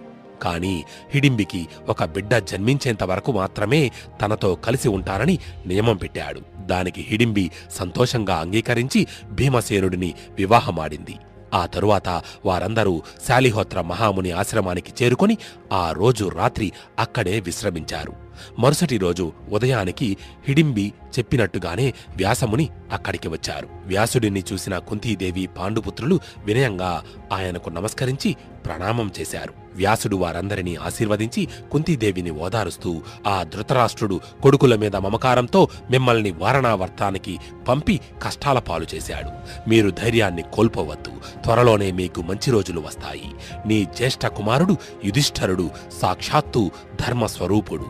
అతడు అత్యంత పరాక్రమవంతులైన తన నలుగురు సోదరుల సహాయంతో అధర్మపరులందరినీ నిర్జించి సమస్త భూమండలాన్ని పరిపాలిస్తాడు అని ధైర్యం చెప్పి పక్కనే ఉన్న హిడింబి వైపు చూస్తూ, ఈ హిడింబి అసలు పేరు కమలపాలిక. ఈమెకు అతి త్వరలో ఓ కుమారుడు జన్మించనున్నాడు. అతడు మహాబల పరాక్రమశాలి. ఆపద సమయంలో అతడు మిమ్మల్ని కంటికి రెప్పలా రక్షిస్తాడు. కొంతకాలం మీరిక్కడే నివసించి ఆ తరువాత ఏకచక్రపురం నగరానికి చేరుకొని అక్కడ అతి రహస్యంగా బ్రాహ్మణ వేషధారులై గడిపి నా రాక కోసమై నిరీక్షించవలెను. నేను అక్కడికి వచ్చి తరువాత మీ కర్తవ్యాన్ని వివరిస్తాను అని చెప్పి పాండుకుమారులను ఆప్యాయంగా కౌగిలించుకుని వారందరికీ వీడ్కోలు చెప్పి వ్యాసమహర్షి అదృశ్యమయ్యాడు. ఆ తరువాత పాండవులు కుంతీదేవి శాలిహోత్ర మహాముని ఆశ్రమంలోనే కొంతకాలం నివసించారు. భీమసేనుడు హిడింబిల ప్రేమకు గుర్తుగా హిడింబి గర్భాన అతి భయంకర రూపంతో, వజ్రం లాంటి శరీరంతో, నిప్పు కణాలాంటి కనులు, వాడి కోరలతో వారికి ఒక రాక్షస శిశువు జన్మించాడు. ఆశ్చర్యకరంగా అతడు పుట్టిన మరుక్షణమే యవ్వనవతుడయ్యాడు. భీముడు హిడింబి ఆ కుమారుడికి గదోద్గజుడు అని నామకరణం చేశారు. గదోద్గజుడు రాక్షస మాయ విద్యలన్నిటినీ అవపోసన పట్టాడు. అనేక అస్త్రశస్త్రాలను, మంత్రసిద్ధిని పొంది అపార పిశాచ రాక్షస వర్గానికి అధిపతి అయ్యాడు. ఇలా కొంతకాలం గడిచిన తరువాత ఒకరోజు గదోద్గజుడు పాండవులందరి సమక్షంలో భీముడితో, పితృదేవా, ఇప్పటి నుండి నేను ఈ రాక్షస గణాలతో కలిసి రాక్షస లోకమైన మాయాద్వీపంలోనే నివసించాలని అనుకుంటున్నాను. మీకు నా అవసరం ఎప్పుడు వచ్చినా నా నామం స్మరించి నన్ను పిలిచిన మరుక్షణమే నేను మీ ముందు ప్రత్యక్షమవుతాను. నా ఈ సంకల్పానికి అనుమతివ్వవలసిందిగా మిమ్మల్ని కోరుతున్నాను అని అన్నాడు. పాండుకుమారులు కుంతీదేవి ఆ అభ్యర్థనకు అంగీకరించి గదోద్గజుడిని ఆశీర్వదించారు.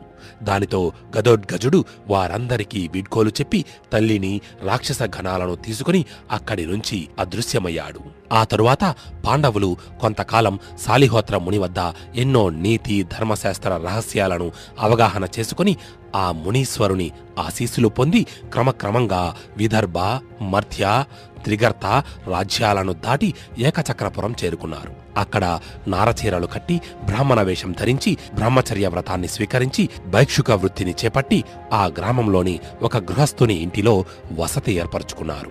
అక్కడ ప్రతిరోజు పాండవులు భిక్షకు వెళ్లి సంపాదించిన ఆహారాన్ని కుంతీదేవికి అప్పగించడం, కుంతీదేవి ఆ ఆహారాన్ని 2 భాగాలుగా విభజించి అందులోని ఒక భాగాన్ని భీముడికి పెట్టి మరొక భాగాన్ని వారైదుగురు తిని సరిపెట్టుకునేవారు. గంభీర వేదాధ్యాయన ఘోషతో ఆ మందిర ప్రాంగణాలలో దివ్య పురుషుల వలె ప్రకాశిస్తున్న ఆ రాకుమారులను చూసి ఆ గృహస్థులెంతో ఆప్యాయతతో భిక్షాన్నాలతో ఆదరించారు. పాండవులను చూసి ఆ గృహస్థులందరూ సమస్త లోకాలను పరిపాలించగల తేజోశక్తి ఉన్న ఈ మహాపురుషులు ఇలా యాచక వృత్తి చెయ్యడం ఎంత దుర్భరమో కదా అంటూ నిట్టూర్చేవారు.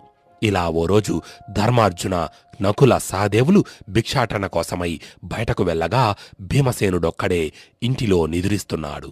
అప్పుడు పాండవులకు ఆశ్రయమిచ్చిన గృహస్థు మందిరంలో నుంచి ఒక హృదయ విదారకమైన ఆక్రందన ధ్వని వినిపించింది. కుంతీదేవి ఆ ఆక్రోశం విని భయపడి వెంటనే నిద్రపోతున్న భీమసేనుడికి మెలకువ కలిగించింది. ఆ తరువాత నిద్రలేచిన భీముడితో కుంతీదేవి, కుమారా, మనకి ఉపకారం చేసిన వారికి కొంతైనా పరోపకారం చేయడం మానవ ధర్మం. అలాంటిది ఈ గృహస్థులు ఇంతకాలం మనల్ని ఆదరించి ఆశ్రయమిచ్చారు. ఇప్పుడు వీరు ఏదో ఆపదలో ఉన్నట్టున్నారు. వీరి బాధను తొలగించి వీరి రుణం కొంతైనా తీర్చుకోవడం మన ధర్మం అని అంది. అది విన్న భీముడు, ఈ చిన్ని విషయానికి మీరింతలా ఆందోళన పడాలా? వారు ఎంత పెద్ద ఆపదలో ఉన్నా సునాయాసంగా నేను వారిని ఆ ఆపద నుంచి రక్షించగలను. ముందుగా మీరు వెళ్లి వారిని ఓదార్చి వారి సమస్యకు కారణమేంటో విచారించి నాకు తెలియజేయండి అని అన్నాడు. ఇంతలోనే ఆ ఇంటిలోని వారి ఆక్రందనలు మరింతగా విజృంభించి కుంతి భీమసేనుల గుండెల్లో ప్రతిధ్వనించాయి. వెంటనే కుంతీదేవి ఆ గృహస్థుని ఇంటి దగ్గరకు వెళ్లి లోపలికి అడుగుపెట్టగానే ఆ ఇంటిలో నుంచి ఆమెకు కొన్ని మాటలు వినిపించాయి. ఆ గృహస్థుడు ఏడుస్తూ తన భార్యతో, ఈ నగరం నుంచి వెళ్ళిపోదామని నేను ఎప్పటి నుండో చెబుతున్నాను. కాని నువ్వే నా తల్లి దండ్రులు బంధువులు ఇక్కడే ఉన్నారు, వారిని విడిచి నేను రాను అని మొండిపట్టు పట్టావు. కాని ఇప్పుడు చూడు, నా ఆత్మీయులందరి చావు కల్లారా చూసే దుస్థితి నాకు కలిగింది. వేదమంత్రాల సాక్షిగా నన్ను వివాహమాడి నా కష్టసుఖాలలో నాకు తోడుగా నిలిచిన నా భార్యను నేను ఆ నరమాంస భక్షకుడికి ఆహారంగా ఎలా పంపగలను? చక్కటి వరుడికిచ్చి వివాహం చేసి జీవితాంతం ఆనందంగా చూడాలనుకున్న ముక్కుపచ్చలారని నా కూతురిని, పున్నామ నరకాల నుంచి నన్ను రక్షిస్తాడని ఎంతో ఆశ పెట్టుకున్న నా కుమారుడిని ఆ క్రూర రాక్షసుడికి ఎలా బలివ్వగలను? లేదు, నా గొంతులో ప్రాణం ఉన్నంత వరకు నా కుటుంబానికి ఏ ఆపద రానివ్వను. నేనే ఆ రాక్షసుడికి ఆహారంగా వెళ్తాను. కాని నేను మరణించిన తరువాత నా కుటుంబం ఈ సమాజంలో ఎన్ని అవడు? ఈ మాటలు విన్న ఆ గృహస్థుని భార్య తన భర్తకు ధైర్యం చెబుతూ, నాథా, ఈ సృష్టిలో ప్రతి ఒక్కరికి మరణం తథ్యం. మీరు దీనికోసం ఇంతలా చింతించడం సరికాదు. ప్రాణత్యాగంతోనైనా భర్త హితాన్ని కోరుకోవడమే భార్య యొక్క పరమధర్మం. మీరు మరణించిన మరుక్షణం మా సుఖ సంతోషాలు ఆవిరైపోతాయి. పైగా మీరు మరణించిన తరువాత దుష్టులెవరైనా తమని వివాహం చేసుకోమని నన్ను బలవంతం చేస్తే ఆడదాన్ని, వాళ్లను ఎలా ఎదుర్కోగలను? నా కూతురిని ఎలా కాపాడుకోగలను? మన పిల్లల్ని సన్మార్గంలో ఎలా నడిపించగలడు? ఏదేమైనా నేను సంసార సుఖాలన్నీ సంపూర్ణంగా అనుభవించాను. మీ వంటి పుణ్యమూర్తిని వివాహమాడి 2 బిడ్డలకు జన్మనిచ్చి ధన్యురాలినయ్యాను. ఇంతకంటే ఒక స్త్రీకి కావలసింది మరేముంది? కాబట్టి ఆ రాక్షసుడికి ఆహారంగా నేనే వెళ్తాను. మీకోసం కన్న తల్లిదండ్రులను, సొంత కుటుంబాన్ని మాత్రమే కాదు, నా ప్రాణాలను సైతం త్యజించగలను అని అంది. ఆ మాటలు విన్న ఆ గృహస్థుడు భార్యను గట్టిగా తన గుండెలకు హత్తుకొని మరింత బిగ్గరగా రోదించాడు. ఇంతలో వారి కూతురు నోరు తెరచి, నాన్నా, మీరిద్దరూ ఇంతలా బాధపడాల్సిన అవసరం లేదు. ఎంతకాలం జీవించినా నన్ను ఎప్పటికైనా వేరే ఇంటికి పంపించాల్సిందే కదా. కాబట్టి మన కుటుంబాన్ని రక్షించుకునే అవకాశం నాకివ్వండి. ఆ రాక్షసుడి దగ్గరకు నేను వెళ్తాను అంటూ దుఃఖించింది. అది విన్న ఆ తల్లిదండ్రులు ఆ పాపను దగ్గరకు తీసుకుని నుదుటిని ముద్దాడి వారి ఈ పరిస్థితికి బాధపడి బోరున విలపించారు. ఇదంతా చూస్తున్న ఆ గృహస్థుడి చిన్న కుమారుడు అసలు ఆ సమస్య తీవ్రతను కూడా అర్థం చేసుకోలేనంత పసివాడు. అయినా వాడు తక్కువేమీ కాదు. ఆ బాలుడు ఒక్కసారిగా పెద్దగా అంటూ నవ్వి పక్కనే ఉన్న గడ్డిపూచను కత్తి అనుకుని చేతబట్టుకుని కల్లెర్రజేసి వారి వైపు చూస్తూ, మీరంతా ఎందుకిలా బాధపడుతున్నారు? నేను ఆ రాక్షసుడిని ఒక్క గుద్దుతో అంతం చేసి మన కుటుంబాన్ని రక్షిస్తాను అని అన్నాడు. ఆ పసివాడి మాటలకు అంత బాధలో కూడా వారందరి పెదవిన ఆనందంతో చిరునవ్వులు వెలశాయి. ఈ దృశ్యాన్నంతా చూసిన కుంతీదేవి ఇదే సరైన సమయం అనుకుని వారి సమీపానికి వెళ్లి ఆత్మీయతతో, బ్రాహ్మణోత్తమ, మీరందరూ ఎందుకింతలా చింతిస్తున్నారు? మీ ఈ బాధకు గల ముఖ్య కారణమేంటో నాకు చెబితే దానిని పరిష్కరించడానికి నేను చేయగలిగినంత సాయం చేస్తాను అని వారిని ఓదార్చింది. అమృత బిందువుల్లాంటి కుంతీదేవి మాటలకు ఆ గృహస్థుడు కొంత ఊరట చెంది ఆమె వైపు చూస్తూ, అమ్మా, సామాన్యులు తీర్చలేనిది మా కష్టం. ఈ నగరానికి కొంత దూరంలో బకాసురుడు అనే నరమాంస భక్షకుడొకడు నివసిస్తున్నాడు. అతడే ఈ నగరానికి అధిపతి అయ్యాడు. ఈ దేశానికి అసలు రాజు ఆ రాక్షసుడికి భయపడి వేత్రకీయ నగరంలో నివాసముంటున్నాడు. ఇంతకు పూర్వం ఈ రాక్షసుడు రోజుకో కుటుంబం చొప్పున ఆరగించి ఈ ఊరిని వల్లకాడు చేస్తుంటే ఈ నగర పెద్దలందరూ ఒకటై ఆ రాక్షసుడితో ఒక ఒప్పందం కుదుర్చుకున్నారు. అదేమిటి, ఆహారాన్ని నింపి ఈ నగరంలోని ఒక్కొక్క ఇంట్లో నుంచి రోజుకొక మనిషి చొప్పున ఆ బండిని తీసుకుని ఆ రాక్షసుడి దగ్గరకు వెళ్ళాలి. అప్పుడు ఆ బకాసురుడు ఆ బండిలోని ఆహారాన్ని అంతటినీ ఆరగించి ఆ బండికి కట్టి ఉన్న 2 దున్నపోతు వెళ్లిన మనిషిని కూడా పొట్టన పెట్టుకుంటాడు. ఇది ఆ రాక్షసుని దైనందిన దుశ్చర్య. ఈరోజు ఆ నిత్యబలి నియమం మా తలపై పడింది. ఆ రాక్షసుడి వద్దకు నేను వెళ్తాను అంటుంటే వీరెవరూ వినిపించుకోవడం లేదు అని తన ఆవేదనను కుంతీదేవికి వెళ్లబుచ్చాడు. అది విన్న కుంతీదేవి ఆ గృహస్థుడితో, బ్రాహ్మణోత్తమ, ఈ చిన్న విషయానికి మీరింతలా చింతించవలసిన అవసరం లేదు. మిమ్మల్ని ఈ సమస్య నుంచి గట్టెక్కించే మార్గమొకటి కనబడుతోంది. మీకొక్కడే కుమారుడు, వాడింకా పసివాడు. కాబట్టి అతడు ఆ రాక్షసుని వద్దకు ఆహారాన్ని తీసుకుని వెళ్ళలేడు కదా. కాని నాకు 5 పుత్రులు. వారు మహాబలసంపన్నులు. వారిలో ఒకరిని నేను ఆ రాక్షసుని వద్దకు పంపుతాను. మీరిక నిశ్చింతగా ఉండండి అని అంది. కుంతీదేవి మాటలు విన్న ఆ గృహస్థుడు హరిహరి అంటూ తన చెవులు మూసుకుని, అతిథిగా విచ్చేసిన మిమ్మల్ని ఆ క్రూర రాక్షసుడికి బలి ఇవ్వడం కంటే మా కుటుంబమంతా ఆత్మహత్య చేసుకోవడం మేలు అంటూ విలవిలలాడిపోయాడు. అప్పుడు కుంతీదేవి చిన్నగా అంటూ నవ్వి, ధర్మమూర్తి, మీరు విచారించవలసిన పనిలేదు. నాకు 5 పుత్రులున్నారు. అయితే 100 మంది పుత్రులున్న తల్లికి వారి పట్ల రోజు రోజుకు ప్రేమ పెరుగుతుంది గాని అనువంతైనా తగ్గదు. కాని అత్యంత పరాక్రమవంతుడు, మహాభుజబల సంపన్నుడు అయిన భీమసేనుడు ఇంతకు ముందు కూడా ఎంతోమంది రాక్షసులను హతమార్చాడు. భీముడిని ఆ బకాసురుని వద్దకు పంపితే ఆ రాక్షసుడిని అవలేలగా సంహరించి నా పుత్రుడు క్షేమంగా తిరిగి వస్తాడన్నది నా దృఢ సంకల్పం అని చెప్పి భీముడిని అక్కడకు పిలిచి ఆ గృహస్థుడి బాధకు విముక్తి కలిగించమని అతడిని ఆజ్ఞాపించింది. తల్లి ఆజ్ఞతో భీముడు విజృంభించి యుద్ధానికి సర్వసన్నద్ధుడై బకాసురుని దగ్గరకు వెళ్లడానికి ఉవ్విళ్ళూరుతున్నాడు. ఇంతలో భిక్షాటనకు వెళ్లిన ధర్మార్జున, నకుల, సహదేవులు తిరిగి ఇంటికి చేరుకున్నారు. అక్కడ భీముడి వింత ప్రవర్తనను గమనించిన యుధిష్ఠరుడు తల్లితో, అమ్మా, సోదరుడు ఎవరితోనో యుద్ధానికి పూనుకుంటున్నట్టున్నాడు అని అనుమానంగా అడిగాడు. దానితో కుంతీదేవి యుధిష్ఠరుడికి జరిగిన విషయమంతా వివరించింది. అది విన్న యుధిష్ఠరుడు కూడా భీముడికి విజయం కలగాలని ఆశీర్వదించాడు. ఆ విధంగా తల్లి, సహోదరుల ఆశీస్సులు పొంది భీముడు బకాసురుడి కోసం ఏర్పాటు చేసిన పిండి వంటలు, అన్నపానాదులు కలిగిన బండిని అధిష్ఠించి దక్షిణ దిక్కుగా ప్రయాణమయ్యాడు. ఇలా కొంత దూరం ప్రయాణించగా ఆ రాక్షసుడు ఉండే ప్రదేశానికి చేరుకున్నాడు. ఆ ప్రదేశమంతా కుళ్ళిపోయిన మానవ కళేబరాలతో, దుర్భర దుర్గంధంతో నిండి ఉంది. దానితో భీముడు అంతకు మించి లోనికి వెళ్లలేక బండిని అక్కడే ఆపి ఆ రాక్షసుడిని యుద్ధానికి ఆహ్వానిస్తూ గర్జించాడు. ఎంతసేపటికి ఆ రాక్షసుడు తన ముందుకు రాకపోవడంతో ఇక అతడి కోసం నిరీక్షించి సమయం వృధా చెయ్యడం వ్యర్థమనుకొని బకాసురుడి కోసం సిద్ధం చేసిన పిండి వంటలను ఆరగిస్తూ ఒక్కొక్కటిగా ఆ పాత్రలన్నిటినీ ఖాళీ చేయడం భీమసేనుడు మొదలుపెట్టాడు. ఇంత సమయమైనా ఇంకా నాకు ఆహారం తీసుకుని రాకుండా ఆ మానవుడెవడో మదమెక్కి నన్నే తన దగ్గరకు రమ్మని ఆహ్వానిస్తున్నాడు.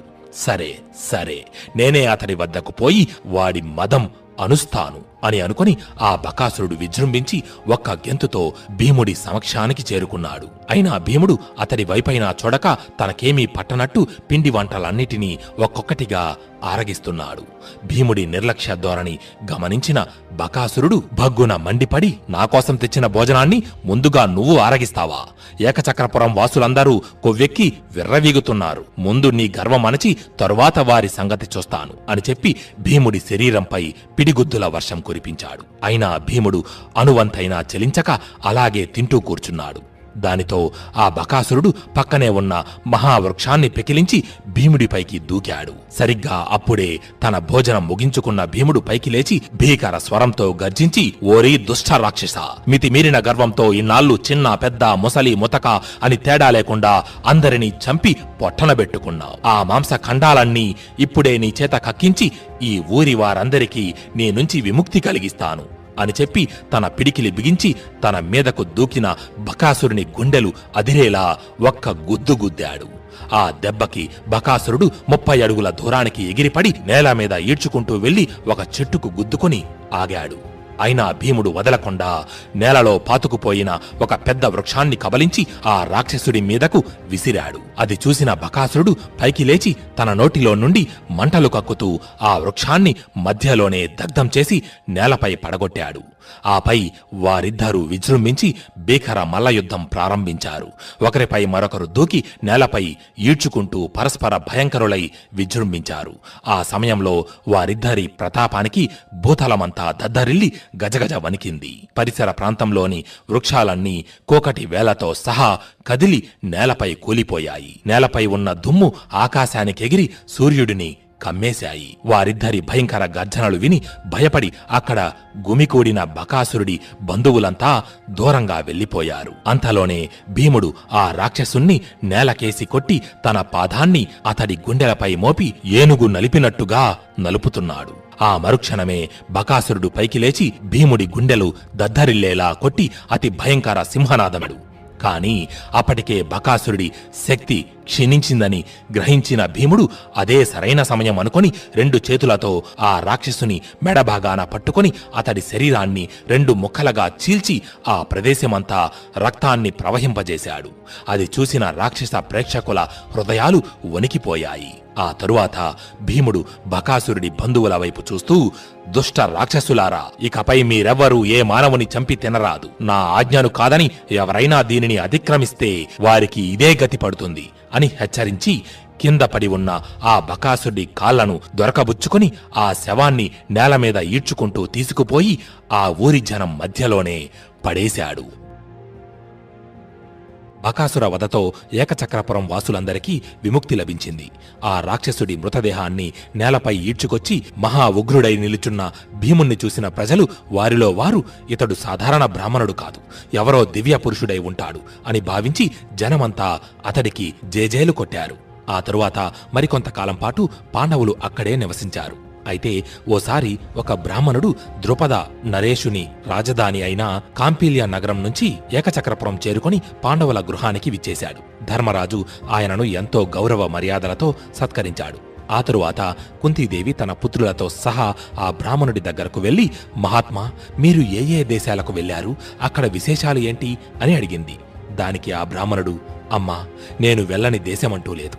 అలా వెళ్లిన ప్రతి దేశంలోనూ రాజుల యొక్క పూర్తి చరిత్రను అవగతం చేసుకున్నాను. కానీ ద్రుపదుడు పాలిస్తున్న పాంచాలం వంటి అద్భుతమైన రాజ్యాన్ని నేను ఈ భూమి మీద మరెక్కడా చూడలేదు. ఆ ద్రుపద మహీపతికి అగ్నిహోత్రం నుంచి ఒక మహా సౌందర్యవతి సద్గుణ రాశి అయిన కుమార్తె జన్మించింది. ఆమెకు తగిన వరుడు కోసం లోకమంతా గాలించి ఫలితం లేక ద్రుపదుడు ఆమెకు స్వయంవరం ప్రకటించాడు అని చెప్పాడు. అది విన్న కుంతీదేవి ఆశ్చర్యపడి, ఏంటి, ద్రుపదుడి కుమార్తె అగ్ని నుండి పుట్టిందా? ఆమె అలా జన్మించడానికి కారణమేంటి అని అడిగింది.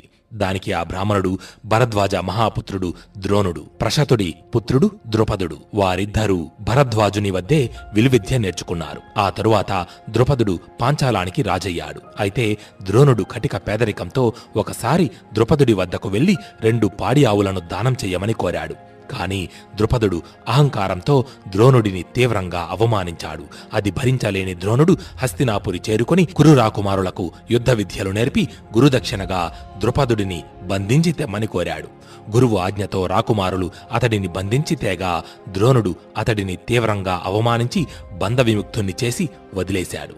కాని ద్రుపదుడు ఆ అవమానాన్ని మర్చిపోలేక ఎలాగైనా ద్రోణుడిని చంపాలని ప్రతీకారంతో రగిలిపోయాడు. అస్త్రశస్త్ర విద్యలలో ఆరితేరిన మహావీరుడు ద్రోణుడిని సంహరించగల పుత్రుడి కోసం యాజుడు అనే మహామునిని పురోహితుడిగా చేసుకుని మహాయజ్ఞం మొదలుపెట్టాడు. యాజుడు ద్రుపదుడిని ఆయన భార్య కోకిలాదేవిని కూర్చోబెట్టి వారిద్దరి చేత యజ్ఞం చేయించాడు. అప్పుడు ఆ యజ్ఞగుండం నుంచి అతి భయంకర శరీరంతో ధనస్సు చేతబట్టి ఒక మహాపురుషుడు ఉద్భవించాడు.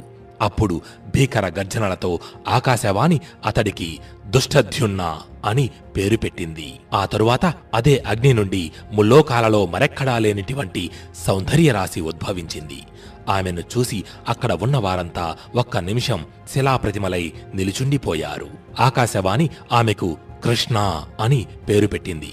ఈమెనే ద్రౌపది పాంచాలి అని కూడా అంటారు. పాంచాలి యుక్త వయసుకు వచ్చిందని గ్రహించిన ద్రుపదుడు ఆమెను ఎప్పటికైనా యుద్ధంలో తనని జయించిన సవ్యసాచి అర్జునుడికిచ్చే వివాహం జరిపించాలని అనుకున్నాడు. కాని ఆ తరువాత అర్జునుడు తన సోదరులతో సహా లక్కగృహంలో మరణించాడని తెలుసుకుని తీవ్రంగా దుఃఖించాడు. కాని ద్రుపదుడి రాజపురోహితుడు పాండవులకు అన్ని శుభశకునాలే కనిపిస్తున్నాయని, వారు తప్పక ఎక్కడో జీవించే ఉన్నారని ద్రుపదుడికి ధైర్యం చెప్పి, మీరు స్వయంవరం ఏర్పాటు చేయండి, అదే మన తక్షణ కర్తవ్యం, అంతా మంచే జరుగుతుంది అని అన్నాడు. పురోహితుడి మాటలకు ద్రుపదుడు ఎంతో సంతోషించి రోహిణీ నక్షత్రయుక్త పుష్య శుద్ధాష్టమి తిథి శుభముహూర్తంలో ద్రౌపది స్వయంవరం ఏర్పాటు చేయనున్నట్టు ప్రకటించాడు. ఆ స్వయంవరంలో సాధారణ వారెవరూ ఛేదించలేని ఒక మత్స్య యంత్రాన్ని రూపొందించి ఆ యంత్రాన్ని ఛేదించిన గొప్ప ధనుర్ధారికి మాత్రమే ద్రౌపదీదేవితో వివాహం జరిపించనున్నట్టు సమాచారం. నేటికి 75 రోజులలో ద్రౌపది స్వయంవరం జరగనున్నది. ఆ సౌందర్య రాశిని గుణవతిని వివాహమాడడం కోసం 4 దిక్కుల నుంచి మహామహారాజులందరూ కాంపిల్యానికి పయనమయ్యారు అని ఆ బ్రాహ్మణుడు కుంతీ పాండవులకు పాంచాల దేశ వివరాలన్నీ తెలియజేశాడు. ఆ మరుసటి రోజు కుంతీదేవి పాండవులతో, కుమారులారా, మనం ఇక్కడికొచ్చి చాలా కాలమయ్యింది. పరుల ఇంటిలో ఎక్కువ కాలం ఉండడం అంత మంచిది కాదు. పాంచాల దేశ వైభవం గురించి ఎంతో మంది గొప్పగా చెబుతుండగా విన్నాను. అక్కడికి వెళ్లాలన్నది నా అభిప్రాయం అని అంది. దానికి పాండవులందరూ అంగీకరించి పాంచాల దేశానికి బయలుదేరారు. మార్గం మధ్యలో వారికి వ్యాసుడు కనిపించి, పాంచాలానికి వెళ్ళండి, మీకంతా మంచే జరుగుతుంది అని ఆశీర్వదించాడు. వ్యాసుని అనుగ్రహంతో పాండవులు పాంచాలం వైపుగా ప్రయాణమై రాత్రి పగలు నడక సాగించారు. అలా ఒక అర్ధరాత్రి సమయాన పాండవులు గంగా తీరం చేరుకొని అందులో స్నానం చెయ్యాలని భావించారు. నదిలో స్నానం చెయ్యడానికి ముందుకు అడుగులు వేస్తుంటే ఇంతలో ఎక్కడి నుండో ఒక బాణం వచ్చి వారి కాళ్ల ముందున్న నేలపై గుచ్చుకుంది. వెంటనే పాండవులు ఆ బాణం వేసింది ఎవరా అని పక్కకు తల తిప్పి చూశారు. అక్కడ అంగారపర్ణుడు అనే గంధర్వుడొకడు తన భార్యతో సహా రథంపై అక్కడకు వచ్చాడు. ఆ గంధర్వుడు పాండవుల వైపు చూస్తూ, మానవులారా, ఇది యక్షులు, రాక్షసులు, గంధర్వులు తిరిగే సమయం. ఈ సమయంలో మీరు ఇక్కడకు రావడానికి ఎలా సాహసించారు? నేను అంగారపర్ణుడిని. ఈ నదికి, ఈ ప్రదేశానికి నేనే అధిపతిని. మర్యాదగా ఇక్కడి నుంచి తిరిగి వెళ్ళిపోండి, లేదంటే మిమ్మల్ని సరాసరి యమపురికి పంపాల్సి వస్తుంది అని అన్నాడు. ఆ గంధర్వుడి మాటలకు అర్జునుడు చిన్నగా అంటూ నవ్వి, ఏంటి, ఈ నది నీదా? ఈ భూమి మీద ఉన్న నదులన్నీ ప్రజలకు ఉపయోగకరమైనవి. పైగా పవిత్రమైన ఈ గంగానది ప్రజలందరికీ చెందిన పుణ్యనది. ఇది ఎవరి సొంతమూ కాదు అని చెప్పి అర్జునుడు నదిలోకి వెళుతుంటే అంగారపర్ణుడు కోపంతో రగిలిపోతూ ధనస్సు తీసి అర్జునుడిపై బాణాల వర్షం కురిపించాడు. వెంటనే అర్జునుడు తన వీపుకి ఉన్న కవచాన్ని తీసి ఆ బాణాలను అడ్డుకున్నాడు. తరువాత అర్జునుడు అంగారపర్ణుడి వైపు చూస్తూ, ఓరి గంధర్వా, ఇప్పుడే నీ గర్వం అనుస్తాను అని చెప్పి ధనస్సు తీసి ఒక మంత్రం స్మరించగానే ఒక దివ్యాస్త్రం ప్రత్యక్షమైంది. ఇది ఆగ్నేయాస్త్రం. నీకు ధైర్యం ఉంటే దీనిని అడ్డుకో అని చెప్పి అర్జునుడు ఆ అస్త్రాన్ని గంధర్వుడిపై సంధించాడు. ఆ అస్త్ర ధాటికి అంగారపర్ణుడు నిలబడిన రథం కాలి బోడిదై అతడు నేలపై కూలిపోయాడు. అప్పుడు అర్జునుడు ఆ గంధర్వుడి జుట్టు పట్టుకొని ఈడ్చుకొచ్చి యుధిష్ఠరుడి పాదాల ముందు పడేశాడు. అప్పుడు యుధిష్ఠరుడు అర్జునుడితో, అర్జున, ఓడిపోయిన వాడిని, శౌర్యం కోల్పోయిన వాడిని శిక్షించకూడదు, ఇతడిని విడిచిపెట్టు అని అన్నాడు. అప్పుడు అంగారపర్ణుడు పైకి లేచి, అర్జునా, నీ పరాక్రమానికి మెచ్చాను. నీతో స్నేహం చెయ్యాలని భావిస్తున్నాను. నీ ఆగ్నేయాస్త్రాన్ని నాకు ఉపదేశించు.